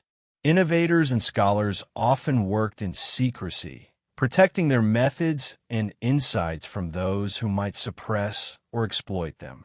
A mathematician might hide a calculation in coded symbols. A philosopher might couch radical ideas in allegory to survive scrutiny. These acts of intellectual preservation were subtle, often invisible to contemporaries, yet they ensured the continuity of Alexandrian approaches across centuries. Each protected idea, each cautious experiment, became part of the library's invisible lineage. Even in practical disciplines like medicine, the alchemy of knowledge endured. Physicians inherited observational techniques, anatomical insights, and remedies documented centuries earlier, sometimes without explicit attribution. By experimenting, testing, and refining these methods, they preserved and expanded Alexandrian wisdom, ensuring that its practical value would endure long after the physical scrolls were lost. The library's legacy was therefore both conceptual and applied, bridging theory and practice in ways that reshaped human capability. This intellectual alchemy also carried profound emotional resonance. The scholars who inherited these methods often sensed that they were part of something larger, a continuum of human endeavor stretching back to the ancient world. Their labor was not merely academic. It was an act of connection, a dialogue across time with those who had come before. Each discovery, each insight, each extension of knowledge was an homage to the library's enduring spirit. Humanity's capacity to preserve, adapt, and transform knowledge became, in itself, a testament to the power of curiosity and dedication. The impact of this invisible influence is astonishing. Innovations in mathematics, astronomy, medicine, engineering, and philosophy can often be traced back, directly or indirectly, to the methods nurtured in Alexandria. Even when original works were lost, the library's emphasis on rigorous observation, systematic inquiry, and logical reasoning persisted, shaping the trajectory of human progress. Its influence underscores an essential truth. Knowledge is not merely the sum of texts, but the cultivation of a mindset, a method of engaging with a world that transcends physical preservation. Consider the Renaissance thinkers who built upon these inherited methods. They often had no access to the original scrolls, yet they demonstrated the intellectual patterns cultivated by Alexandria. The process of hypothesizing, testing, observing, and synthesizing knowledge mirror the methods employed by scholars centuries before. In this way, the library's alchemy, its approach to inquiry, survived, proving that human thought can preserve and transmit intellectual frameworks, even when material artifacts are lost. The library's alchemy of knowledge reminds us that human ingenuity is both fragile and enduring. Physical texts may burn, empires may fall, and manuscripts may vanish. Yet the methods of thinking, observing, and experimenting can persist in human minds, influencing generations who may never know their origin. Alexandria's true miracle lies not only in what was written, but in the intellectual spirit it imparted, a legacy that continues to inspire curiosity, discovery, and the relentless pursuit of understanding. And so, while scrolls crumbled and marble halls faded, the library's essence endured. Its gift to humanity was not confined to preserve texts alone, but lived on in the methods, approaches, and frameworks that scholars adopted, adapted, and transmitted. This invisible alchemy, the transformation of knowledge into insight and insight into innovation, remains one of the library's most profound and enduring legacies. It is a testament to the enduring power of human curiosity, ingenuity, and the unbreakable bond between those who seek to know and the knowledge they pursue.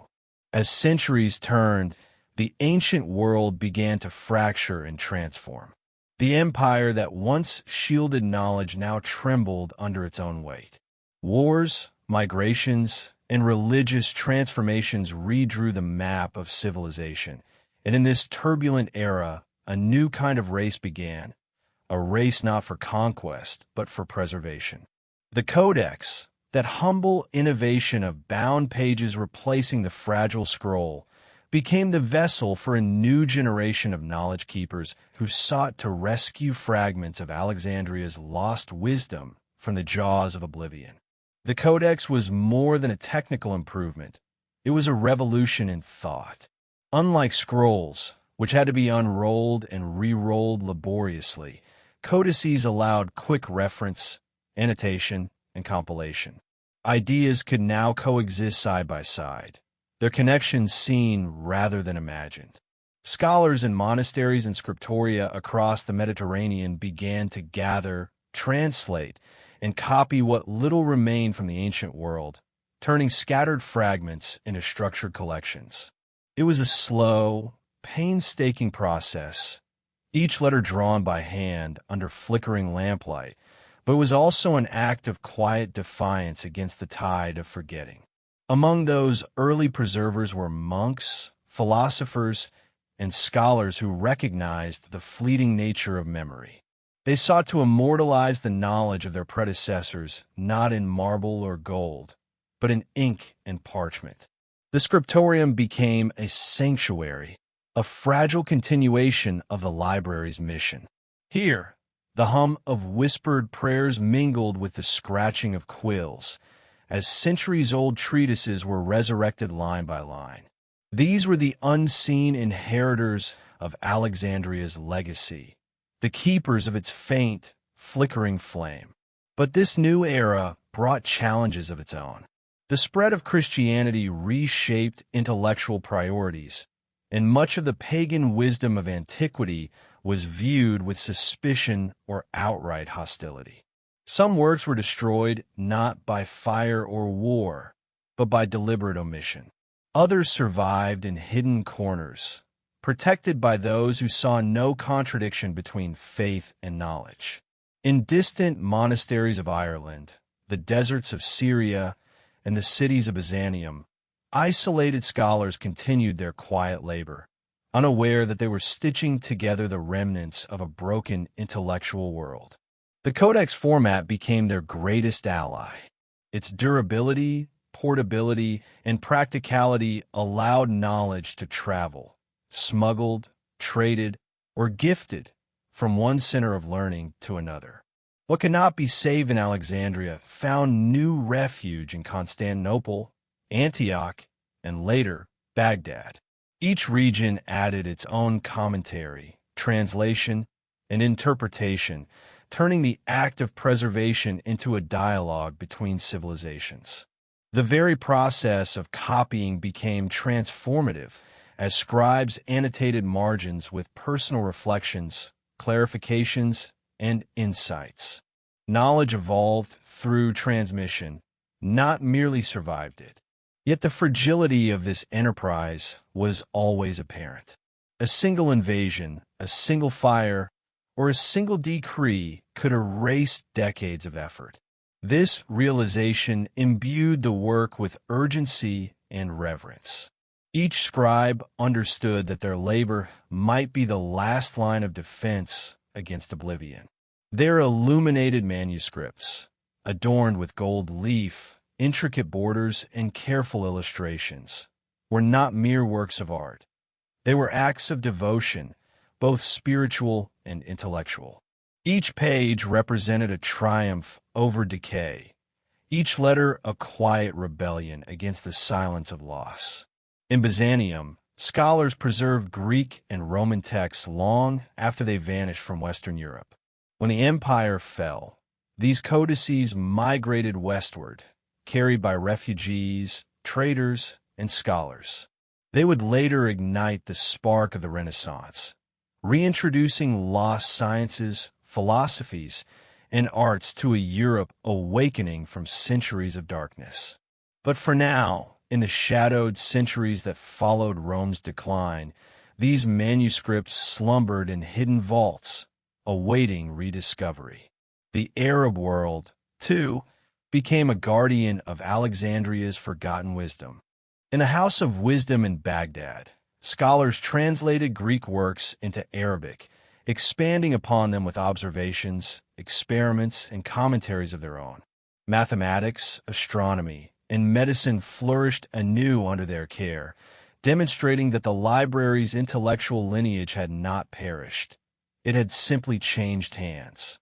The codices that once bore Greek script now spoke in Arabic, Persian, and later Latin, carrying forward the library's mission in new languages and lands.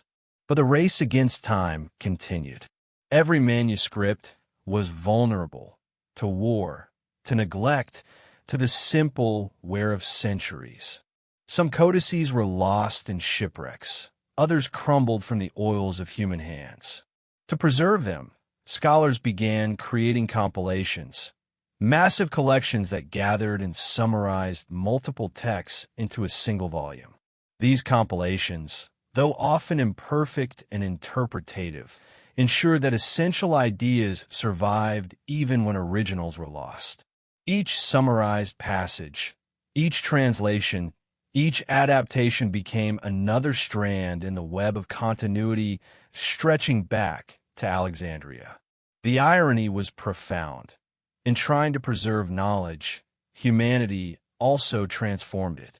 Ideas adapted to fit new worldviews, cultural lenses, and moral frameworks. The pristine rationalism of the Hellenistic age was filtered through the theology of the Middle Ages, the empiricism of the Islamic Golden Age, and the skepticism of the Renaissance. The original meanings sometimes blurred, but the spark endured. The Codex did not merely conserve knowledge, it ensured its evolution. As we imagine those centuries, the dim candlelight, the parchment stretched taut, the smell of ink and wax, we are reminded that every preserved text is a miracle of endurance. Behind each surviving page lies an unbroken chain of human devotion, from the scribes of Byzantium to the scholars of Baghdad, from monks in Irish abbeys to explorers of the Renaissance. They all shared a common purpose: to save what could be saved and to trust that the act of preservation itself was worth the struggle. In this era of codices and compilations, humanity learned something profound. Knowledge could not be frozen in time. It had to live, breathe, and adapt. Each generation became both a custodian and a creator, carrying forward fragments of a once unified wisdom. The Library of Alexandria, though gone, had succeeded in teaching the world its most enduring lesson, that preservation is not about hoarding the past, but about giving it a future. And so, through ink-stained hands and sleepless nights, through translation and transformation, through devotion and defiance, the legacy of Alexandria persisted.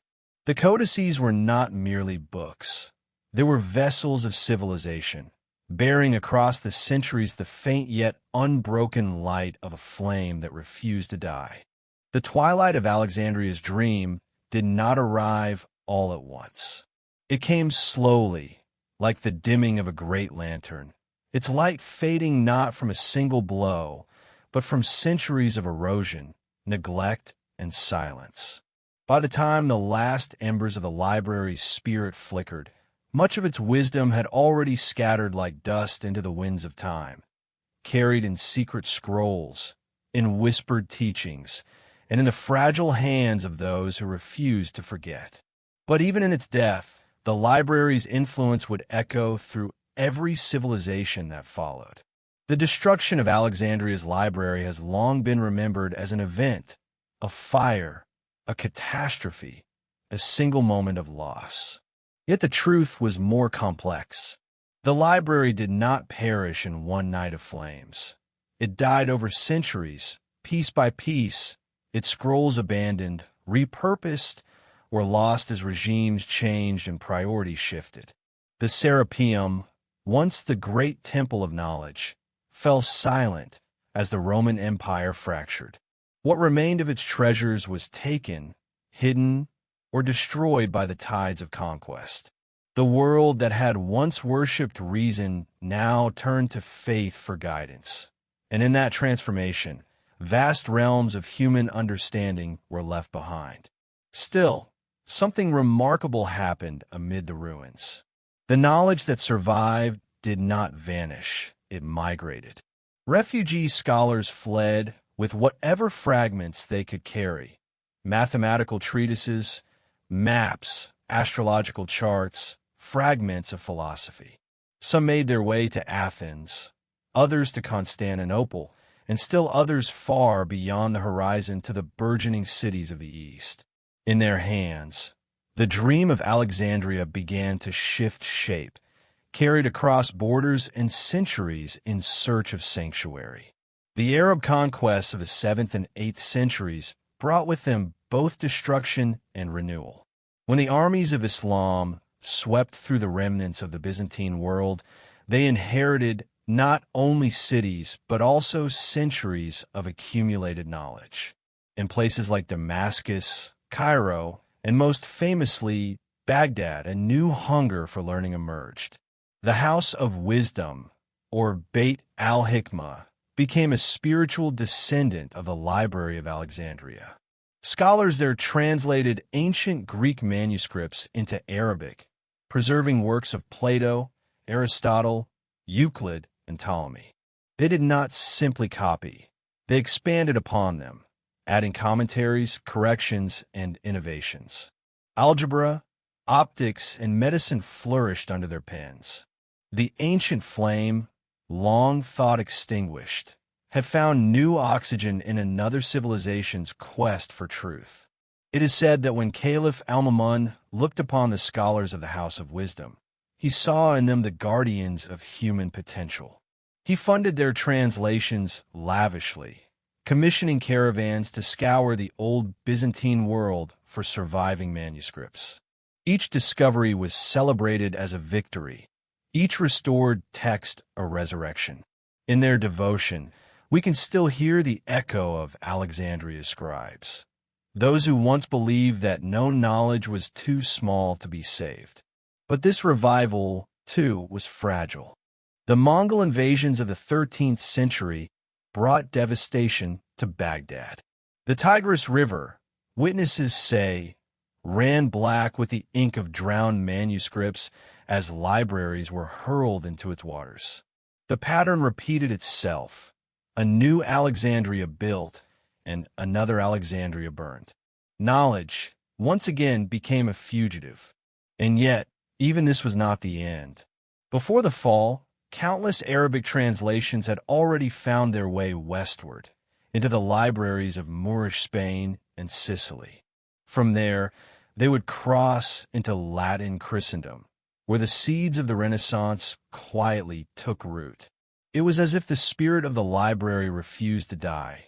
It merely changed form, migrating from empire to empire, language to language, waiting for the world to remember. By the 14th century, European scholars like Thomas Aquinas, Roger Bacon, and later, Leonardo da Vinci would rediscover the ideas once housed under Alexandria's vaulted ceilings. Astronomy, geometry, anatomy, and philosophy, all reborn, though their origins were often forgotten. The flame had traveled so far from its source that few remembered where it began, and yet some did. A handful of mystics and scholars whispered that fragments of Alexandria's true collection, those never catalogued, never copied, had survived. They spoke of hidden scrolls carried by desert travelers, of sealed libraries beneath monasteries, of secret orders devoted to preserving pre-Christian knowledge. Whether these tales were true or not, they fueled centuries of fascination and obsession. Explorers, alchemists, and even Renaissance popes sent agents searching for ancient manuscripts said to hold forbidden wisdom. In their pursuit, they were chasing not just books, but the ghost of a city that had once believed knowledge itself could be divine. Even in its ruin, the Library of Alexandria continued to inspire myth and mystery. It became a symbol not only of loss, but of possibility, a reminder of what humanity could achieve when curiosity triumphed over fear. Artists painted its burning as a tragedy of civilization. Poets mourned its silence as the death of reason. Scientists invoked its name as a promise of what could be reclaimed.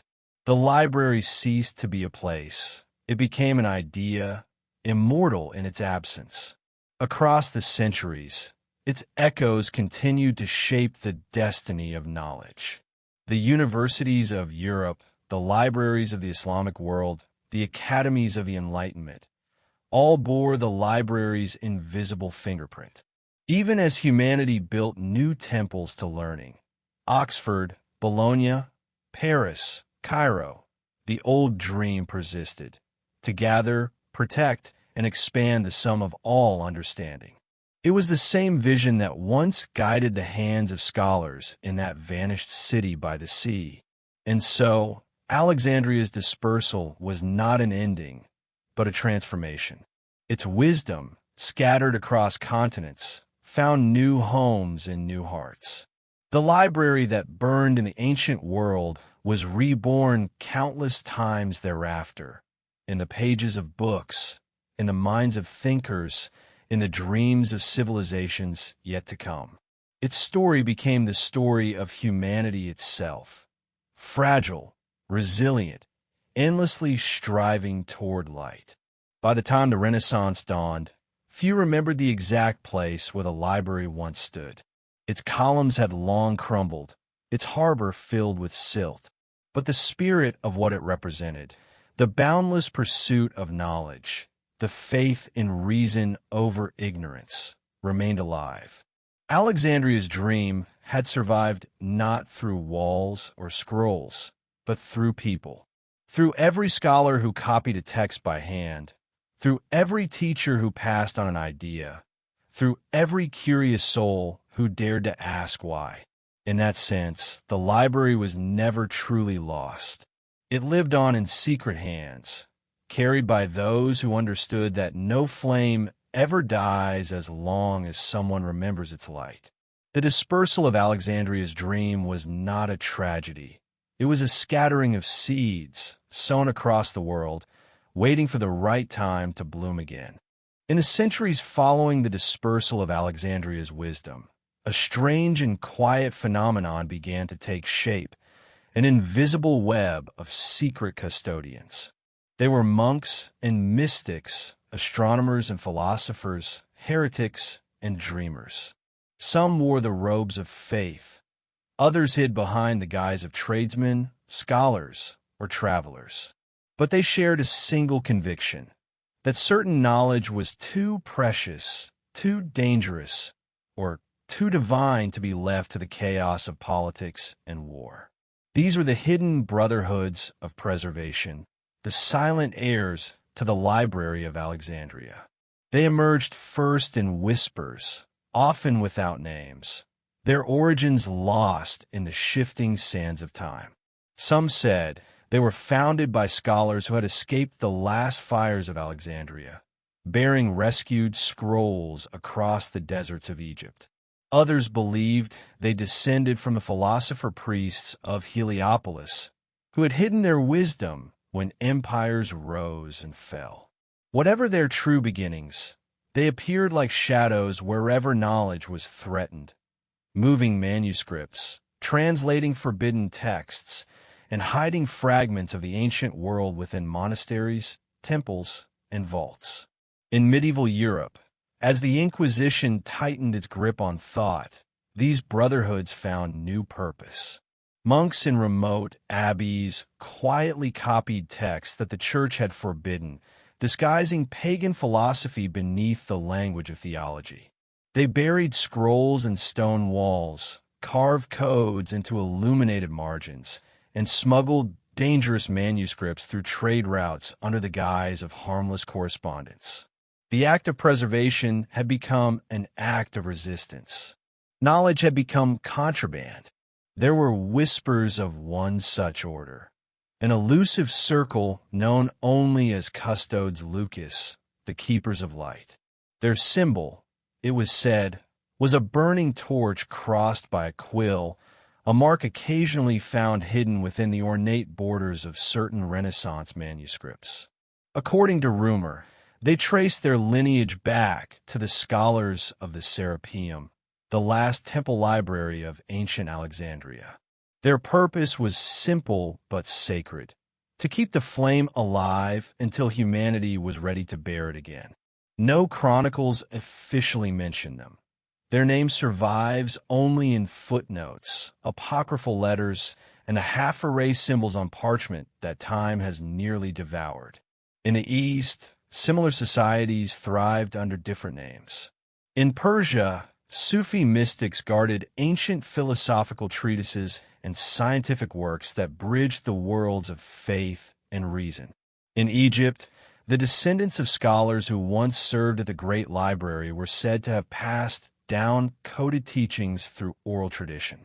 And in Moorish Spain, circles of translators, Christian, Muslim, and Jewish, worked side by side to recover ancient texts, unaware that they were fulfilling a dream begun in a city long turned to dust. These secret networks were fragile, yet enduring. Their members understood that open scholarship could no longer protect knowledge. Secrecy had become its only refuge. They spoke in riddles and allegories, embedding truth within myth and science within story. To the uninitiated, their writings appeared poetic or mystical, but to those who knew how to read between the lines, they contained formulas, measurements, and cosmic diagrams.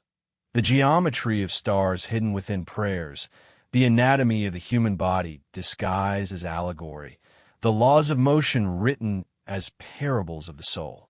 By the dawn of the Renaissance, many of these hidden lineages began to resurface. The world, at last, was stirring from its long intellectual slumber. Yet the brotherhoods did not disappear. They merely adapted. The torch of Alexandria passed into the hands of secret societies and humanist circles that blended philosophy, mysticism, and science. Some of these groups, like the Hermeticists, the Rosicrucians, and later the Freemasons, claimed spiritual descent from the ancient temple scholars of Egypt. Whether myth or truth, the idea was the same: that they were keepers of a hidden thread connecting modern civilization to the dawn of human thought. Their influence rippled quietly through history. The Hermetic texts, rediscovered in Florence in the 15th century, bore uncanny echoes of Alexandrian philosophy, ideas about divine creation, cosmic harmony, and the unity of all knowledge. Scholars like Marsilio Ficino and Giovanni Pico della Mirandola saw in these writings a bridge between faith and science, between the material and the metaphysical. To them, it was as if a lost voice had spoken again from the ashes of Alexandria, urging humanity to seek enlightenment not through dogma, but through discovery. In secret chambers and Camelot studies, these custodians preserved and debated ideas banned by the authorities. They studied astronomy in an age when questioning the heavens could bring death.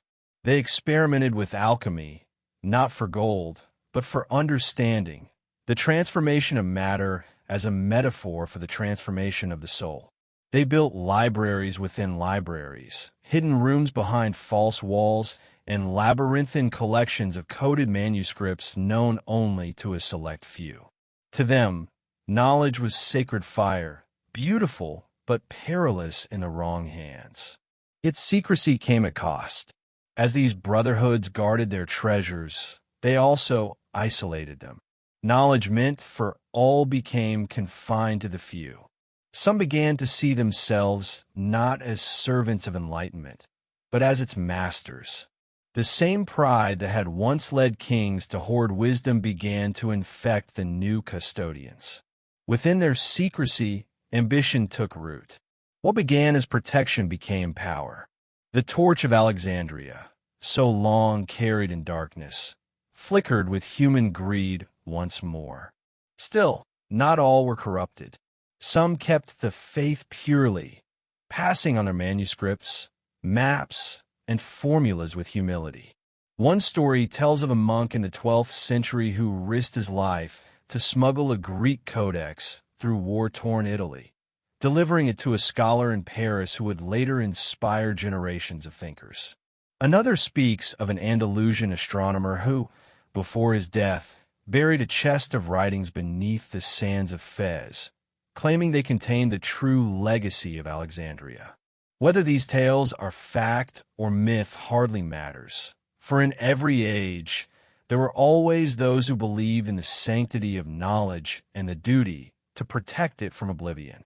Through these centuries of secrecy and sacrifice, a strange continuity persisted, a whisper that the Library of Alexandria had never truly died, but lived on through these hidden orders, passing from hand to hand like a sacred relic. And if one listens closely to the records of history, to the symbols carved into cathedrals, or to the mysterious alignments of ancient maps, one begins to see the faint outline of an unbroken chain, a lineage of minds united by one mission: to preserve the light that once illuminated the shores of the ancient Mediterranean. In this way, the story of the library did not end in flames. It dissolved into the shadows, where it continued to pulse quietly through the hearts of those who refused to let it go. For every empire that burned its books, there were secret hands that saved them. For every tyrant who tried to silence inquiry, there was a hidden voice that whispered it forward. And in that quiet defiance, the true legacy of Alexandria endured, not as a place of marble and scrolls, but as an eternal covenant between knowledge and those brave enough to guard it. The deserts of Egypt have always hidden secrets. Beneath their endless horizons of sand and silence, fragments of ancient worlds sleep, temples buried by time, tombs sealed for eternity, and whispers of knowledge long thought lost. It was here, far from the noise of empire and the scrutiny of kings, that the legacy of the Library of Alexandria found unexpected sanctuary. The story of these hidden books, preserved by the monks and mystics of the Egyptian desert, is one of quiet heroism, a tale of devotion, secrecy, and survival against the vast indifference of time. When the last scholars of Alexandria scattered, many fled south into the desert. The great city had become perilous for philosophers and historians.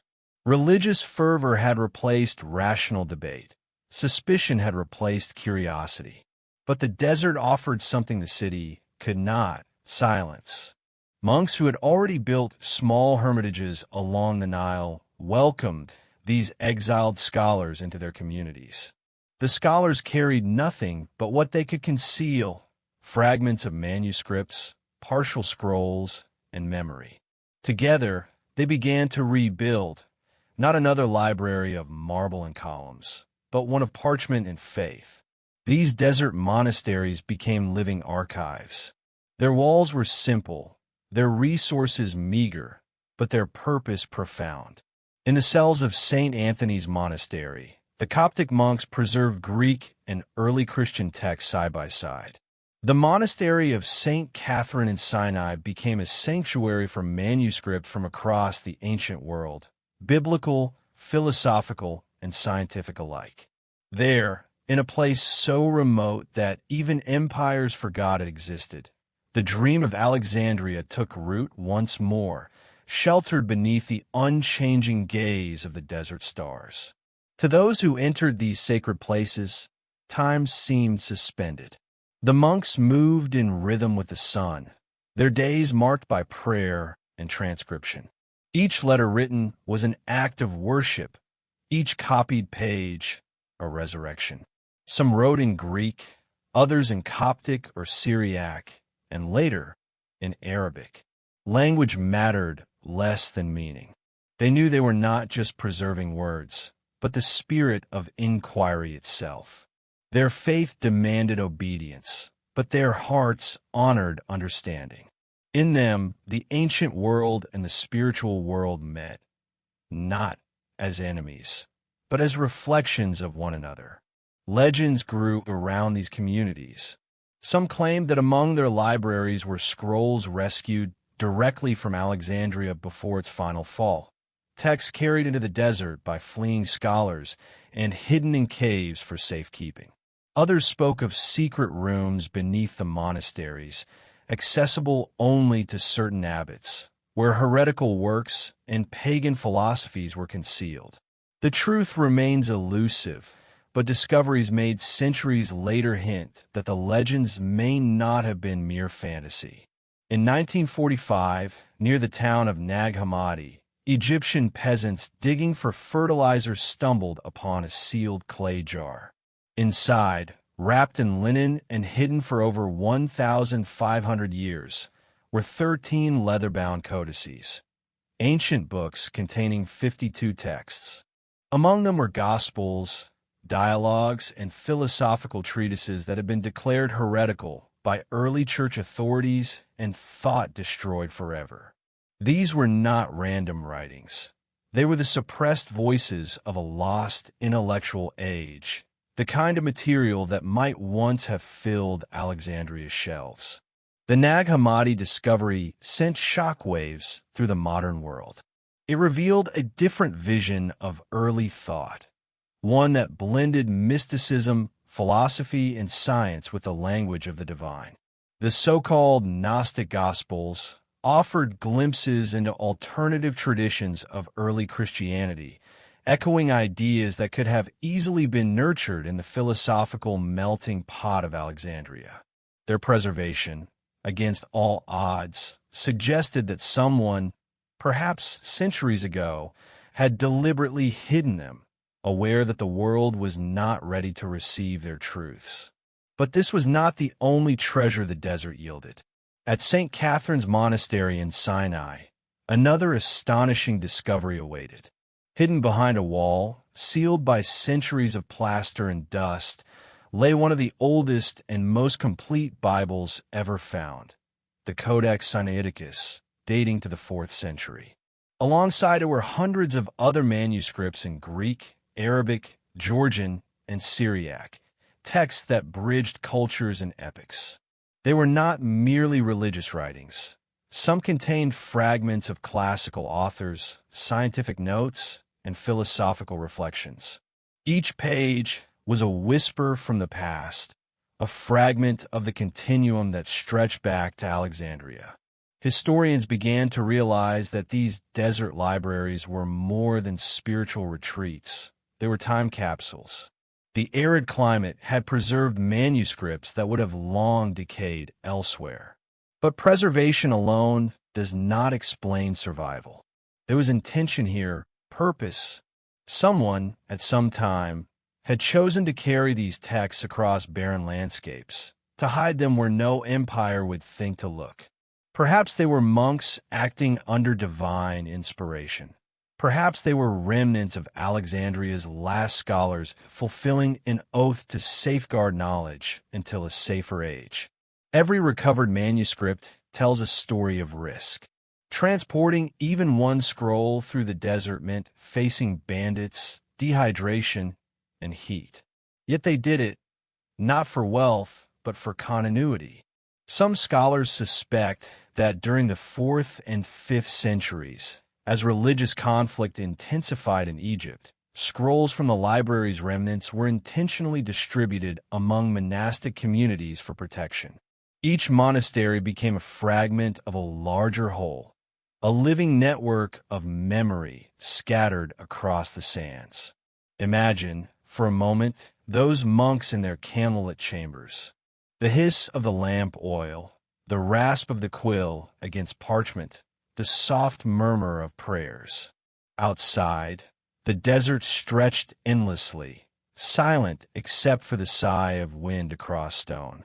In that isolation, they were not merely copying texts. They were sustaining civilization. Their labor was not glamorous.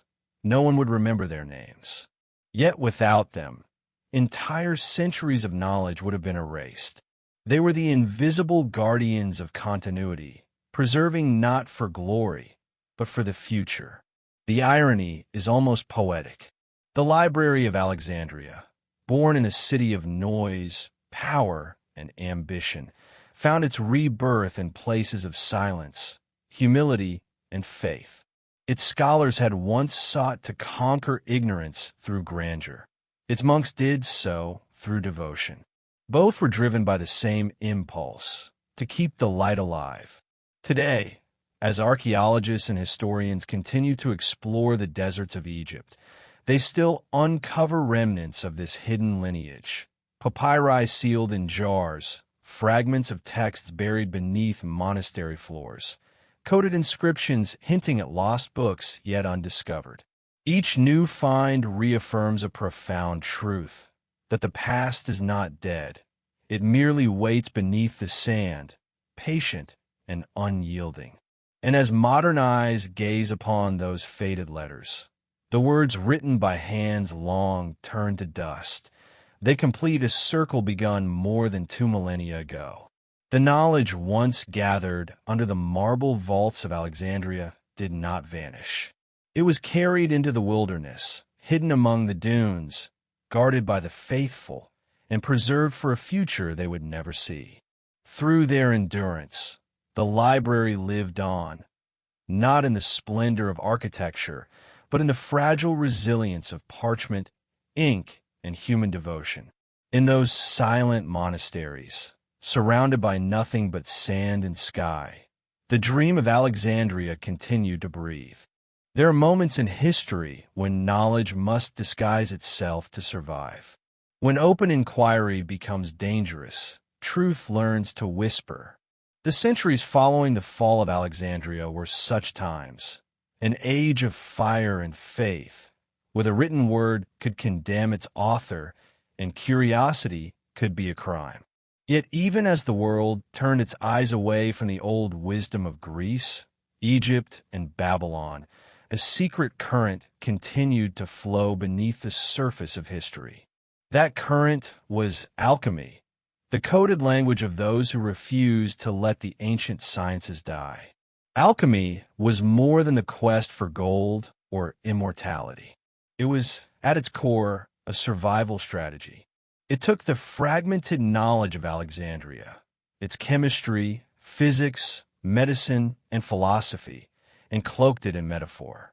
In an age when natural philosophy was declared heresy, alchemy transformed itself into symbol and riddle.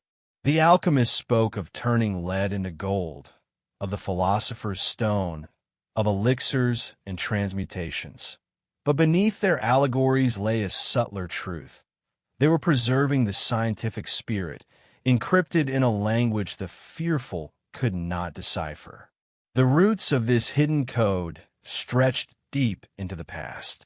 After the fires of Alexandria, many Greek and Egyptian texts traveled eastward, carried by traders, refugees, and scholars into Persia and the Byzantine lands. There, under new tongues and faiths, the knowledge was translated, reshaped, and reborn. Ancient chemistry, chemia, from the Egyptian word for black earth, merged with spiritual symbolism to form alchemia, the Arabic art of transformation.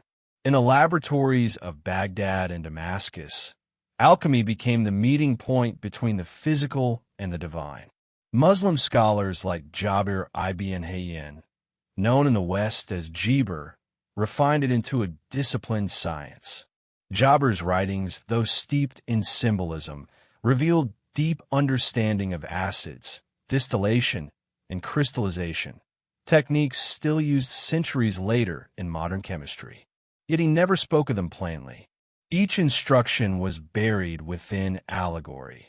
The marriage of the sun and the moon, the purification of the red lion, the awakening of the sleeping metals. It was a code meant not only to mystify, but to protect. In the same period, a network of scholars across the Islamic world began to collect, translate, and expand upon the remnants of classical learning. In Baghdad's House of Wisdom, scribes worked tirelessly to preserve Greek, Persian, and Indian manuscripts. The dream of Alexandria was reborn in secret under a different name. What had once been a grand marble library by the sea now lived quietly in parchment, ink, and intellect, hidden behind metaphors, prayers, and flame. As these ideas traveled westward into medieval Europe, carried through Moorish Spain and Sicilian trade routes, they changed form once again. Alchemy became both a spiritual pursuit and a dangerous obsession. The monks and philosophers who practiced it did so under the gaze of suspicion. In monasteries, laboratories were disguised as kitchens or scriptoria. Distillation apparatuses were hidden behind false walls. Those who dared experiment in the open often risked imprisonment, or worse. Yet in their writings, the symbols of alchemy blossomed like secret gardens. The circle, the serpent, the crucible, the union of opposites, all were metaphors for the unity of nature. Solve et coagula, the alchemists would whisper, dissolve and recombine, break apart and create anew. It was both a physical and a spiritual command. To the uninitiated, their books read like fantasies. To those who knew, they were encrypted textbooks in physics, medicine, and the psychology of transformation. One of the most enigmatic figures of this hidden tradition was Hermes Trismegistus, a name that echoed from the ruins of Alexandria to the manuscripts of Renaissance Europe. He was said to be a fusion of the Egyptian god Thoth and the Greek Hermes, a mythical teacher who revealed the secrets of creation to humankind. The Hermetic Corpus, a series of mystical writings attributed to him, became the philosophical foundation of alchemy. Though written in the language of the divine, its heart beat with scientific curiosity. It taught that the cosmos was a single, living organism, that understanding the microcosm, the human body, was the key to unlocking the macrocosm, the universe. This Hermetic belief, that all things were connected, became the secret inheritance of alchemy. It carried within it the memory of Alexandria's unity of disciplines. What a modern world would later divide science and spirituality, alchemy held them as one. The alchemist's furnace was both laboratory and altar, the experiment, both prayer and discovery. To transform metal was to transform the soul. To purify matter was to approach divinity. Throughout Europe, from the cloisters of Prague to the forests of Bohemia, this secret art flourished in hidden circles. Figures like Paracelsus, Albertus Magnus, and later Isaac Newton devoted their lives to decoding nature's mystery. Newton, the icon of rational science, filled more pages with alchemical notes than with mathematics. His manuscripts, dense with symbols and obscure recipes, reveal a man obsessed with uncovering the unity of all forces, a vision not far removed from the old Alexandrian ideal. He searched for the one principle that bound the cosmos, the same truth the Hermetists had called the one thing. But alchemy's secrecy came at a price. To hide knowledge is also to risk misunderstanding it. The language of metaphor, once meant to preserve truth, began to obscure it. As centuries passed, the original meaning dissolved, replaced by superstition and myth. By the Renaissance, alchemy had become both a spiritual philosophy and a spectacle of frauds, charlatans promising kings the creation of gold, while true philosophers continued their work in silence. Still, within that silence, real progress was being made. The study of metals led to early chemistry. Experiments in distillation laid the groundwork for medicine and perfumery. Even a mystical search for the elixir of life advanced understanding of minerals and organic compounds. The alchemist's hidden code, born from the ashes of Alexandria, became the seed of modern science. In every age, knowledge must adapt to survive. What began as open philosophy in the marble halls of a library found itself reborn in secret chambers and cryptic texts. The alchemists were not dreamers chasing gold. They were archivists of transformation, the stewards of continuity. Through fire, faith, and fear, they ensured that the light of understanding never went out completely. And though the world would later dismiss them as mystics, their symbols still echo in the laboratories of today. The retort, the crucible, the balance, modern science's sacred tools, are the direct descendants of alchemy's instruments. The quest for unity, for a single theory that binds all things, still drives physics as it once drove the Hermetists.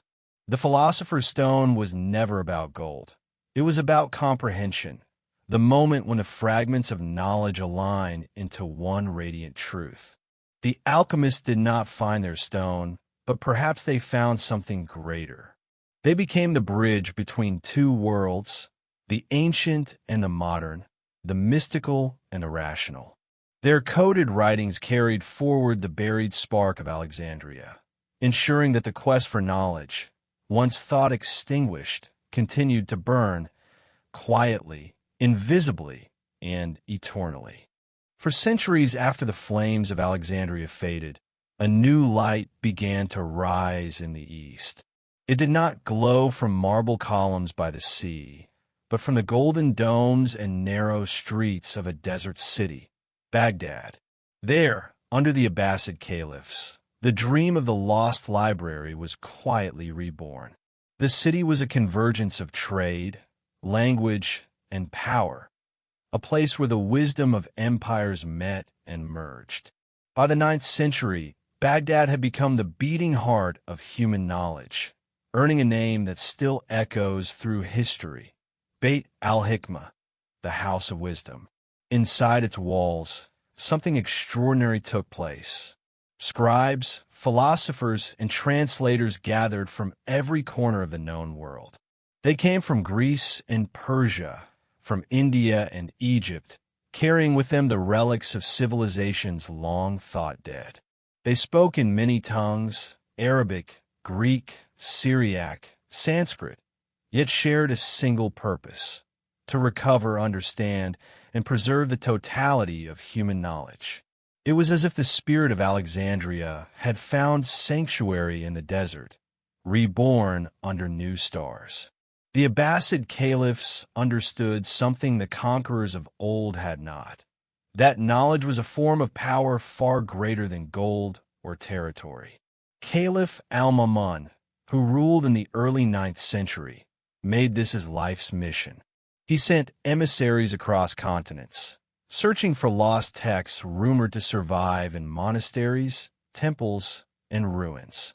In Byzantium, his scholars negotiated for forgotten Greek works. In Persia, they recovered astronomical charts. From India, they obtained mathematical treatises that would one day give birth to algebra. Each manuscript was carried back to Baghdad, copied, translated, and studied as if it were a sacred relic. The translators of the House of Wisdom were unlike any before them. They were not mere scribes. They were interpreters of civilizations. Men like Hunayn ibn Ishaq and Thabit ibn Qurra did more than translate. They resurrected. They took the fragmented remains of Aristotle, Galen, and Ptolemy, blending them with Persian, Indian, and Arabic insights.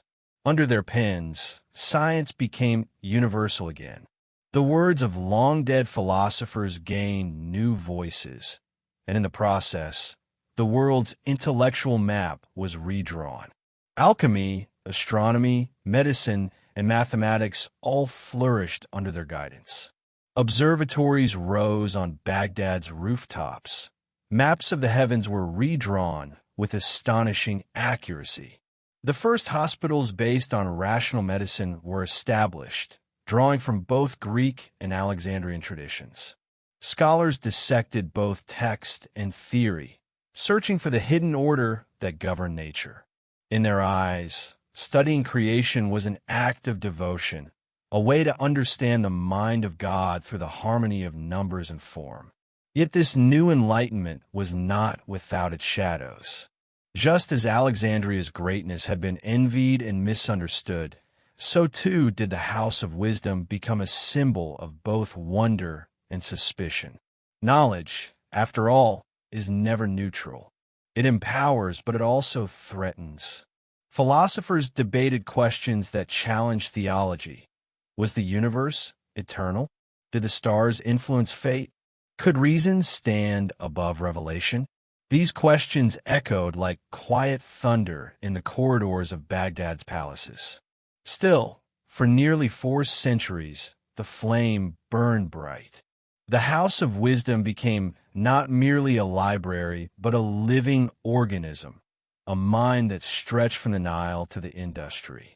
Its influence reached Spain, where Moorish scholars in Córdoba and Toledo would later transmit its ideas to Europe, unknowingly preparing the soil for the Renaissance. Through Baghdad's scholars, the geometry of Euclid, the medicine of Hippocrates, and the cosmology of Ptolemy survived the long night of history. But like Alexandria, Baghdad's brilliance drew the gaze of conquest. In the 13th century, the Mongol Empire swept westward, unstoppable, merciless, and driven by empire rather than enlightenment. When their armies reached Baghdad in 1258, the House of Wisdom stood at the height of its influence. Its shelf held countless manuscripts, works of philosophy, astronomy, chemistry, and poetry. For a brief moment, it seemed humanity had rebuilt what it had once lost. Then once again it all came undone. When the Mongols breached the city walls, Baghdad fell in a storm of fire and blood. The caliph was executed, the scholars scattered, and the House of Wisdom was looted. Its books were thrown into the Tigris River, and legend says the waters ran black for days from the ink. The knowledge of centuries, once reborn, vanished again into darkness. It was as though history itself had repeated its cruelest lesson, that every light attracts the shadow that will one day consume it. Yet, just as before, not everything was lost. The Mongols could destroy buildings, but not ideas. Many scholars had already carried copies of their manuscripts to distant cities: Cairo, Damascus, Samarkand, Córdoba. Fragments of the House of Wisdom survived in secret, preserved in homes, mosques, and monasteries. Hidden collections of Arabic manuscripts began to appear across the Islamic world, in Fez, Aleppo, and even as far as Timbuktu. Each small library became a silent memorial to Baghdad's lost grandeur, a seed waiting for a new dawn. These secret repositories became bridges across civilizations. When Europe began to emerge from its own dark centuries, it was through contact with these Arabic texts that it rediscovered its forgotten heritage. From the ashes of Baghdad came the Renaissance. From the translations of Al-Kindi, Avicenna, and Averroes came the philosophies that shaped Descartes and Galileo. The House of Wisdom had fallen, but its spirit, that sacred hunger for understanding, had already crossed into new hands. And here lies the deeper mystery. Historians know of the great libraries destroyed, Alexandria, Baghdad, Córdoba, yet few consider what may have survived between them. Could fragments of Alexandria's scrolls, copied in the Hellenistic age and translated into Arabic, have found their way into Baghdad's vaults? Could some of those very works, perhaps Plato's lost dialogues or Aristarchus's heliocentric theories, have been preserved and carried onward, hidden beneath Islamic calligraphy and the careful ink of scribe? The possibility is more than romantic speculation. Traces exist, faint references in catalogs, citations of works long lost in Greek, yet quoted in Arabic. If this is true, then the story of the lost library did not end with a fire by the sea. It continued in the heat of Baghdad's sun, in the hum of quills across parchment, in the quiet devotion of those who refused to let knowledge die. The library was not merely a place. It was a continuity a living idea that migrated from civilization to civilization, forever seeking safe haven. In that sense, Baghdad was not just the successor of Alexandria. It was its reincarnation. And when its own light was extinguished, the same eternal current of learning flowed onward again, into Spain, into Europe, and finally into the modern world. Every age, it seems, must build its own Alexandria and watch it fall. But what survives, always, are the invisible hands that carry the last pages into the next dawn. Europe in the 14th and 15th centuries was waking from a long and uneasy sleep. The medieval age, a time of crusades, superstition, and faith unchallenged, was beginning to crumble beneath the weight of curiosity. Something was stirring again in the hearts of scholars, painters, and dreamers. They called it renascita, the Renaissance, rebirth. Yet few realized that this rebirth was not purely their own creation. It was, in truth, the echo of older voices returning from exile. The knowledge they celebrated as new had, in many cases, been born in the libraries of Alexandria, reborn in the house of wisdom, and now, after centuries of silence, it had come home once more. The bridge between worlds was built not by kings or priests, but by translators. In Spain, in the city of Toledo, a quiet revolution took place. Here, Muslim, Jewish, and Christian scholars gathered in what became known as the Toledo School of Translators. In the cool stone halls of ancient monasteries, they pored over Arabic manuscripts, rendering them into Latin, the language of Europe's educated elite. Each translation was an act of resurrection. Words that had crossed deserts and dynasties now returned to the lands of their origin, changed but alive. It was through these efforts that Aristotle's logic, Galen's medicine, and Ptolemy's cosmology re-entered Europe. Works of mathematics, astronomy, and philosophy, once thought lost forever, now illuminated the desks of students in Paris, Florence, and Oxford. Alongside them came the writings of great Islamic thinkers, Al-Farabi on logic, Alhazen on optics, Avicenna on medicine, and Averroes on reason.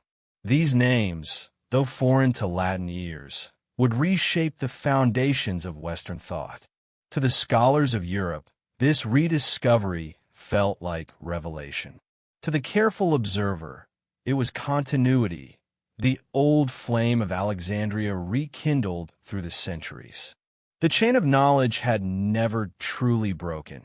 It had merely been passed from one civilization to another, guarded in secret, translated through time, and returned to light when the world was ready. In Florence, the young humanist Cosimo de' Medici sensed the shifting winds. He poured his family's vast wealth into collecting manuscripts, commissioning translations, and funding scholars. The Medici Palace became a new temple of knowledge, filled with texts brought from Byzantium after the fall of Constantinople in 1453. That fall, tragic to the East, became the West's unexpected inheritance. As Byzantine scholars fled the burning libraries of their homeland, they carried with them not only Greek manuscripts, but the last remnants of the Alexandrian tradition.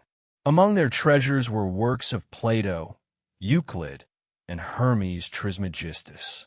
When these texts arrived in Italy, they ignited imaginations like dry, tinder meeting flame. The Platonic Academy of Florence, led by Marsilio Ficino, became the heart of a philosophical awakening. Ficino translated the Corpus Hermeticum, the mystical writings attributed to Hermes Trismegistus, and in doing so reintroduced Europe to a worldview that blended divine mysticism with rational inquiry. It was the same Hermetic philosophy that had once guided alchemists and sages through the dark centuries. The belief that the universe was one living organism, bound by hidden laws waiting to be understood. To the Renaissance mind, this was electrifying. It suggested that humankind was not fallen, but divine, not a passive observer, but an active participant in creation. Artists like Leonardo da Vinci and Michelangelo began to study anatomy, motion, and light not just as aesthetic pursuits, but as pathways to truth. The line between art and science blurred. The sketchbook became as sacred as the scripture. Leonardo's notebooks, filled with inventions and anatomical drawings, read like the continuation of an Alexandrian scroll. The same insatiable hunger to understand nature, the same reverence for symmetry, balance, and cause. The printing press, invented by Gutenberg in the mid-15th century, became the final spark that turned a rebirth into a revolution. For the first time in history, knowledge could multiply itself. What had once taken months of laborious copying could now be done in hours.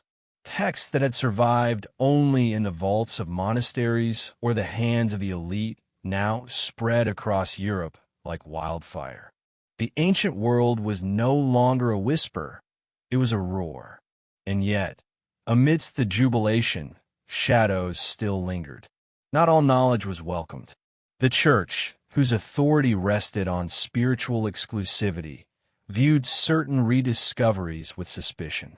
Ideas that placed reason beside revelation, or nature beside God, threatened the fragile balance of faith. The works of Copernicus and later Galileo, both heirs to the long lineage of cosmological thought, would challenge the very structure of the heavens. The same questions once asked in Alexandria's halls. What moves the stars? What is the nature of the soul? Returned, sharper and more dangerous than before. Still, the momentum could not be undone. The Renaissance had awakened the old spirit of inquiry, and with it, a sense of cosmic unity. From the designs of Brunelleschi's domes to the proportions of Leonardo's Vitruvian Man, one could feel the echo of the Alexandrian ideal, harmony between art, science, and divinity. Humanity, it seemed, had remembered that it was part of something larger, a vast and ordered whole. But for all its brilliance, the Renaissance was not purely an age of discovery. It was also one of erasure. As Europe celebrated its newfound wisdom, few remembered the hands that had carried that knowledge through the dark centuries. The Arab scholars of Baghdad, the Jewish translators of Spain, the anonymous monks who copied by candlelight. The legacy of Alexandria had survived through many guardians, yet history, ever selective, began to forget them. The Renaissance declared itself a rebirth, but it was also a rewriting, a story retold in Latin rather than Arabic, in marble rather than sand. Still, truth has a way of outlasting the languages that conceal it. Beneath every Renaissance masterpiece lay the imprint of older civilizations. In every observatory and workshop, one could sense the ghosts of Alexandria. The astronomers of the Muse Ion, the philosophers of the Serapeum, the librarians who once cataloged the wisdom of the ancient world. Their dream had never died. It had simply taken the long road home. By the end of the 16th century, the West had transformed beyond recognition. Science, art, and philosophy had converged into something luminous and bold. Humanity was no longer content to observe the stars. It sought to measure them. No longer content to read the words of the ancients, it sought to surpass them. Yet within this triumph lay a silent irony. The more the world advanced, the more it forgot the fragile chain of hands that had carried the flame through darkness. The Renaissance was a mirror, reflecting both humanity's capacity for renewal and its tendency to forget.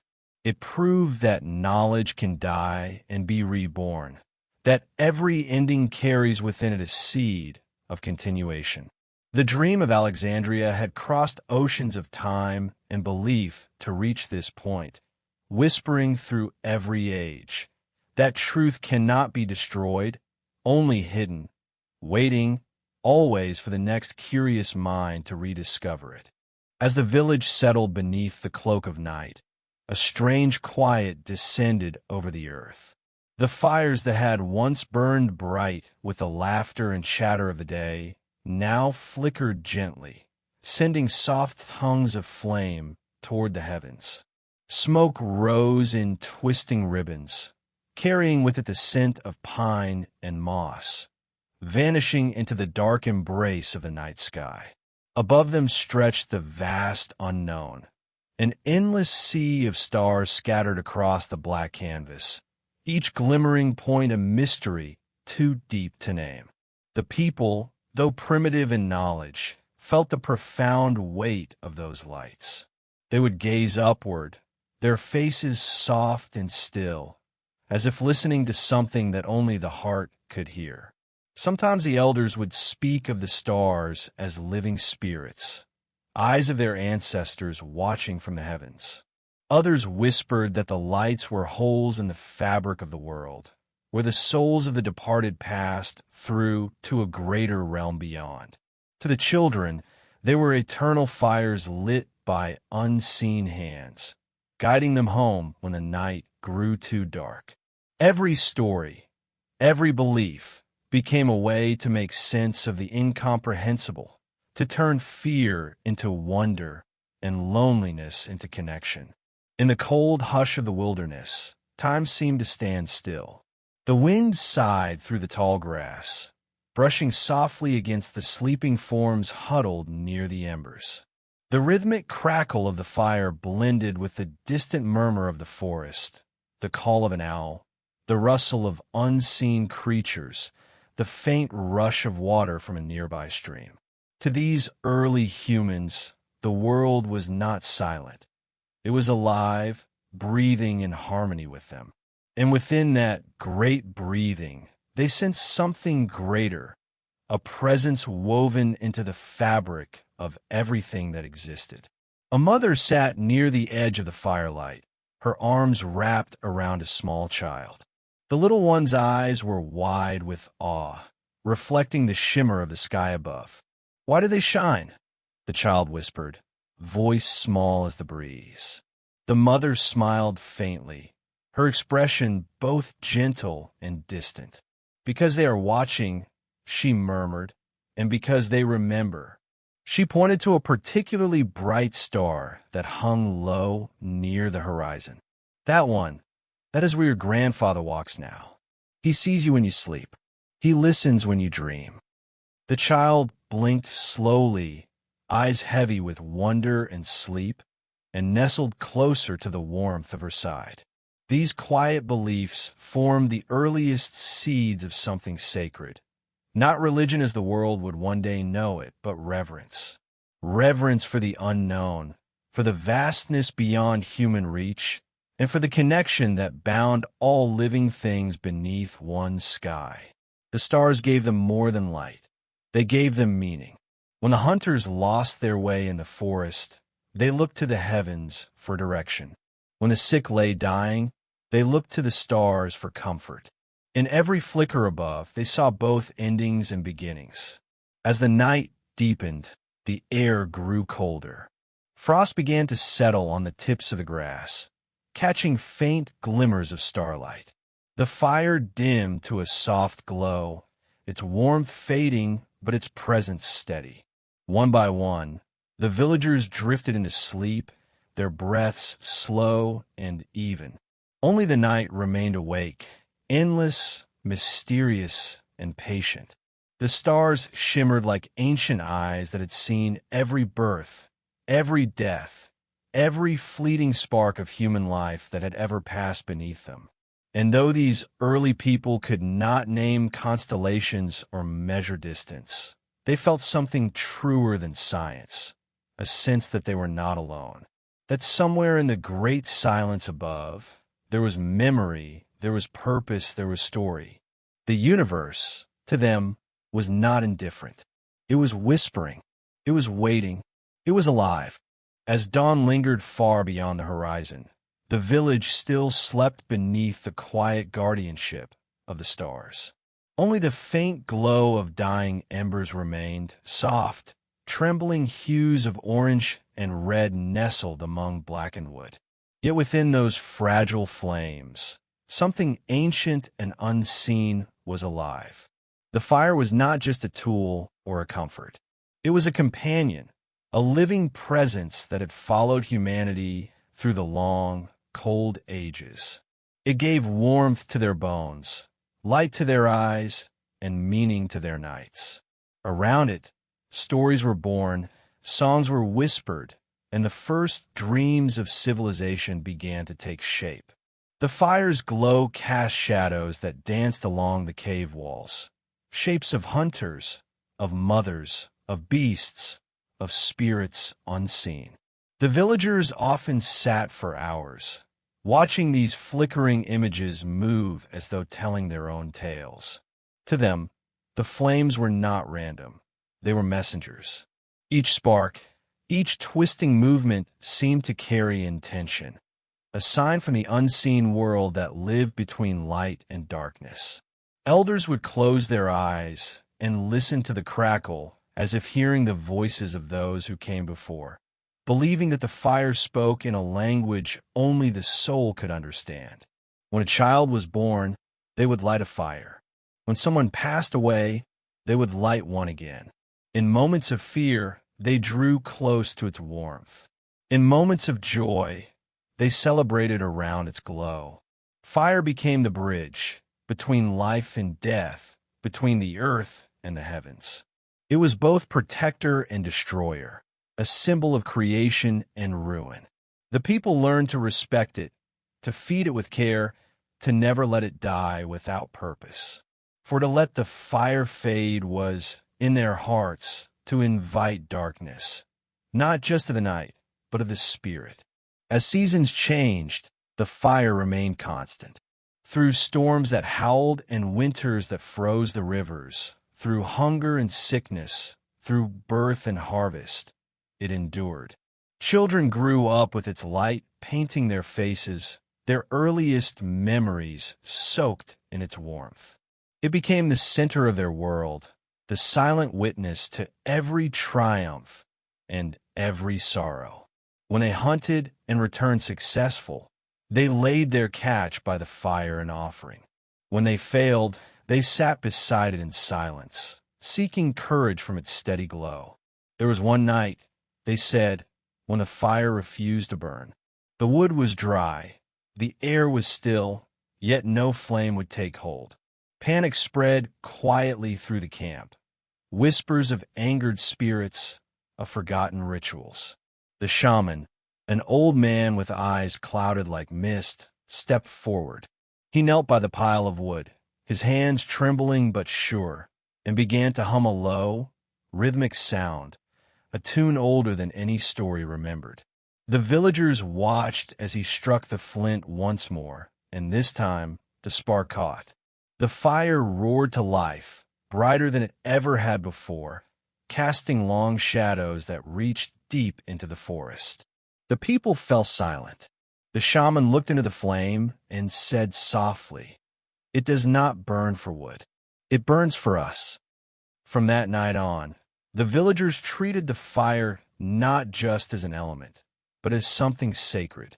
It was given offerings, bits of food, carved stones, even strands of hair, gifts meant to honor the unseen force that lived within its heat. They began to understand that in its light they saw reflections of themselves. The flame consumed but also created, destroyed but also gave life. It taught them balance, to take but to give back, to burn but to warm. In the stillness of night, when all others slept, some would stare into the embers until their thoughts drifted into dreams. They claimed to see visions of ancestors walking through distant forests, of glowing beasts roaming the skies, of rivers that shone like molten gold. The fire became the first mirror to the human imagination, where dreams and waking life blurred into one. From its smoke rose the idea that there was more to existence than survival, that perhaps within the glow of the world There was meaning waiting to be found. And so, around every campfire, beneath every starlit sky, humanity began to dream, not just of warmth or safety, but of something greater, of tomorrow, of understanding, of creation. The flames whispered to them, and in those whispers, they learned to listen to the voice within. The fire, once merely a tool, had become their first teacher, patient, merciless, and eternal.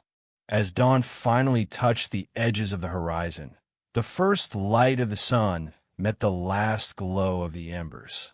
Smoke curled upward, merging with the golden sky, and for a moment it seemed as though the heavens themselves were breathing in the memory of the fire. The villagers stirred, unaware that in their small ritual of tending flames, they had kindled something much greater, the beginning of thought, of faith, of story. Humanity's true spark did not come from the stars above, but from the fire that burned quietly within their hands. Morning came quietly over the valley, soft and silver like the first breath of the world. Mist drifted above the sleeping earth, and the campfire that had burned through the night now lay as a quiet heap of gray and white. The villagers gathered around it slowly, wrapped in the scent of smoke and the memory of warmth. Where once the flames had danced, only faint curls of steam now rose. But even in its silence, the fire still seemed alive, not as flame, but as memory. Its ashes were sacred to them, remnants of what once connected them to the invisible. They believed the smoke had carried their dreams upward, their prayers to the sky. What was left behind were traces of what they had been, proof that something beautiful had burned and in burning transformed. The elder bent down and brushed his fingers gently through the ashes. The texture was fine, almost like powder, cool and smooth against his skin. He lifted a small handful and let it fall through his fingers, watching the wind carry the dust into the morning light. "Nothing ends," he murmured softly. "It only changes form." Around him, the others listened, silent but thoughtful. The words lingered like the fading smoke, curling through the still air. In that moment, they understood. The fire's end was not death, but a renewal. From what was consumed, something new would rise. Nearby, a young girl watched with curious eyes. She had been the first awake that morning, the one who noticed that the flames had died. For a long time, she had simply sat beside the ashes, tracing shapes in the dust, as though speaking to the ghost of the fire. Now, as sunlight began to spill through the trees, she looked toward the horizon and saw something shimmer, faint, distant, and golden. It was the first glimpse of dawn breaking through the mist.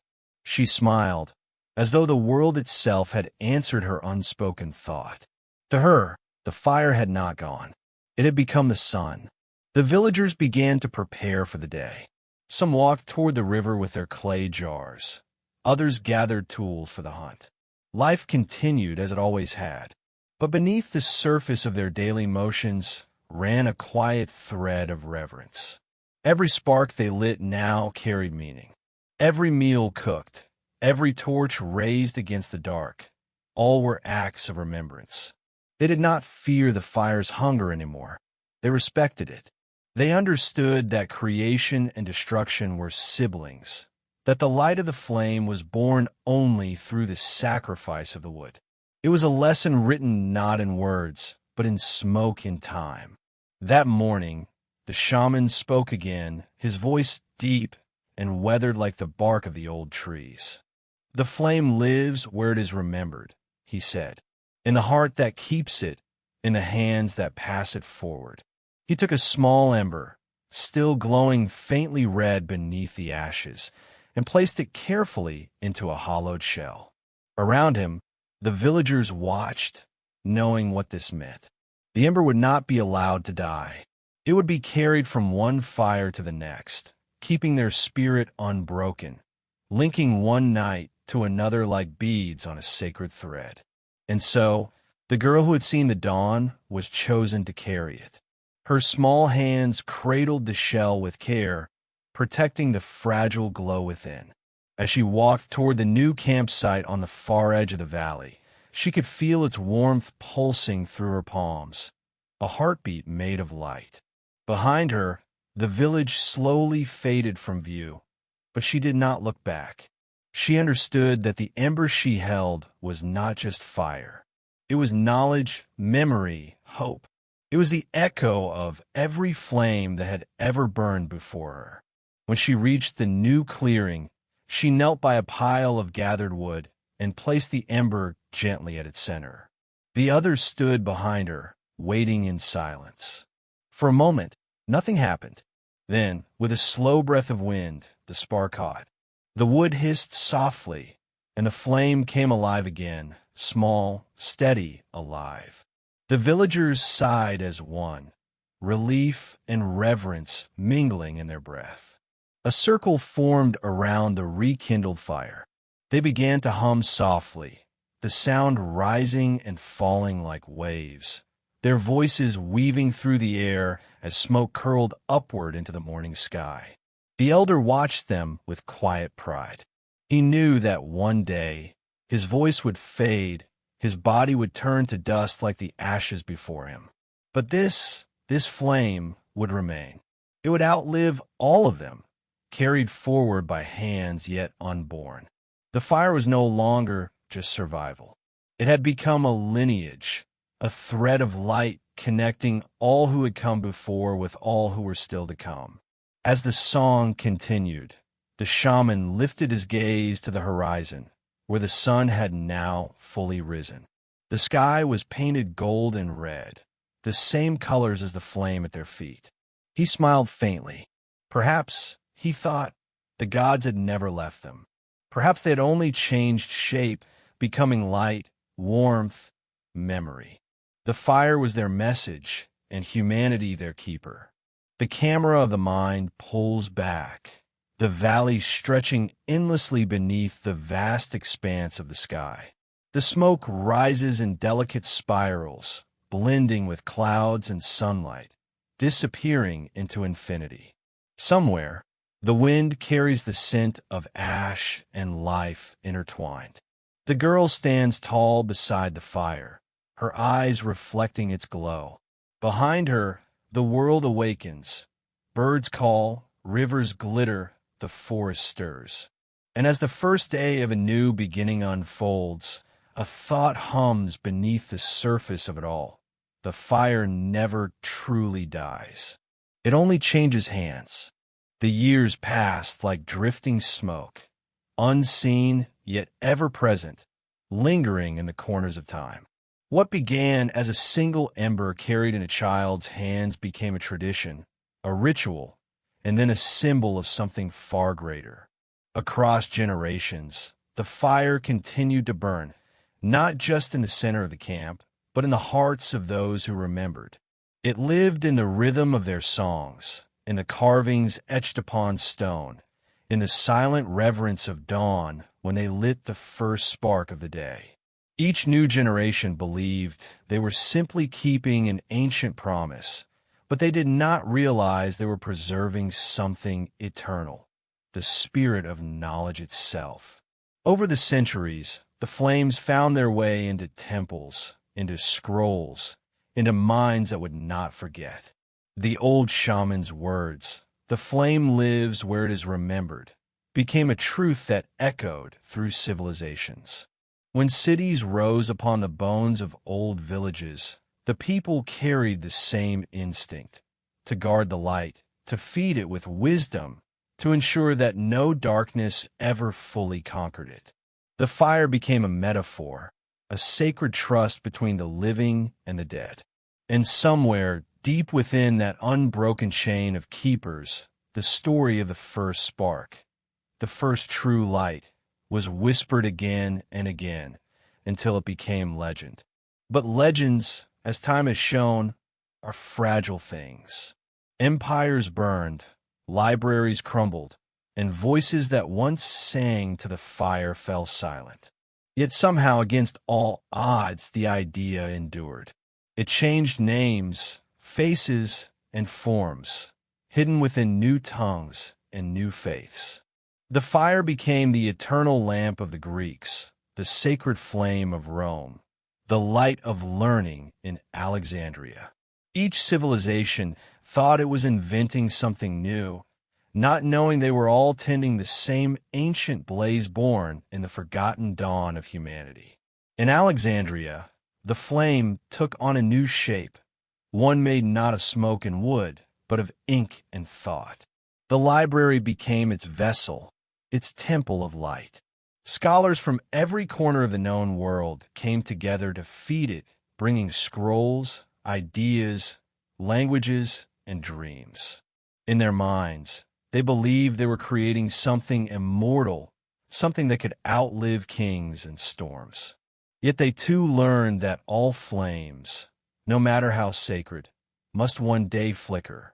The night the library fell to ruin, its scrolls burning into the black sky, the watchers wept.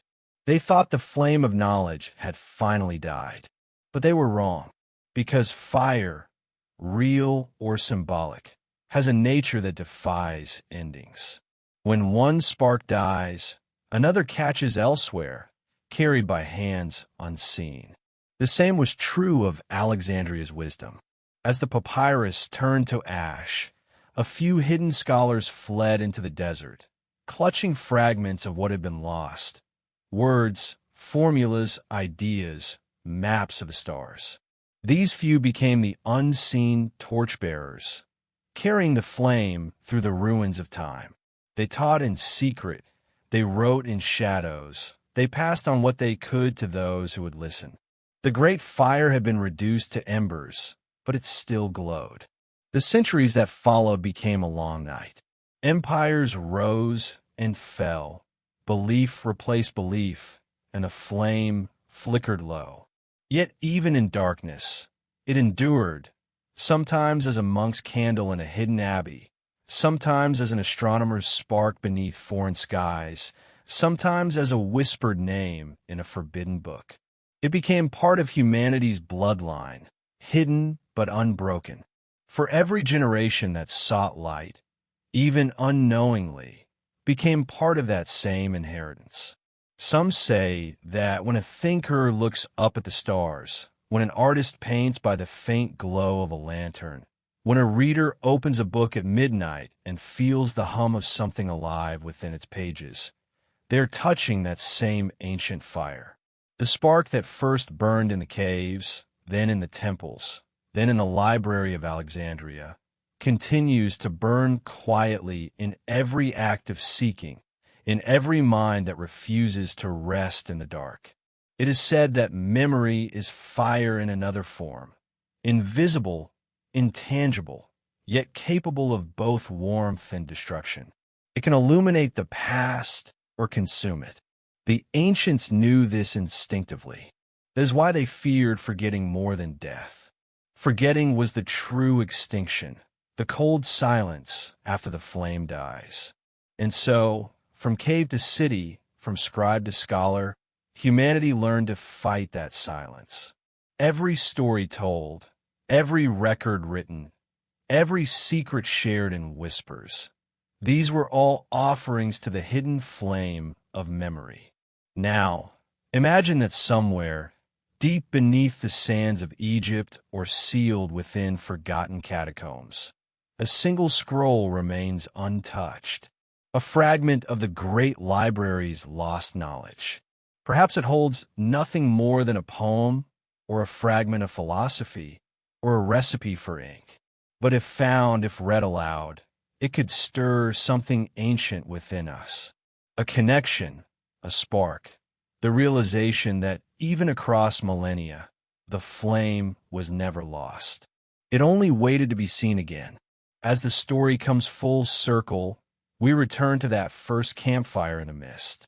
The faces may have changed, the tools evolved, the gods renamed, yet the essence remains. Humanity, sitting before the glow of its own creation, forever asking the same questions. Who are we? What survives? What burns within us when all else turns to ash? The ashes of the library, like those of the first fires, did not mark an ending. They were the beginning of something unseen, the invisible chain of minds and memories that bind the past to the present. And as long as one person still seeks truth, still hungers for understanding, the fire will remain. For even now, in the silence between stars, in the quiet turning of thought, in the simple act of remembering, the hidden flame still burns.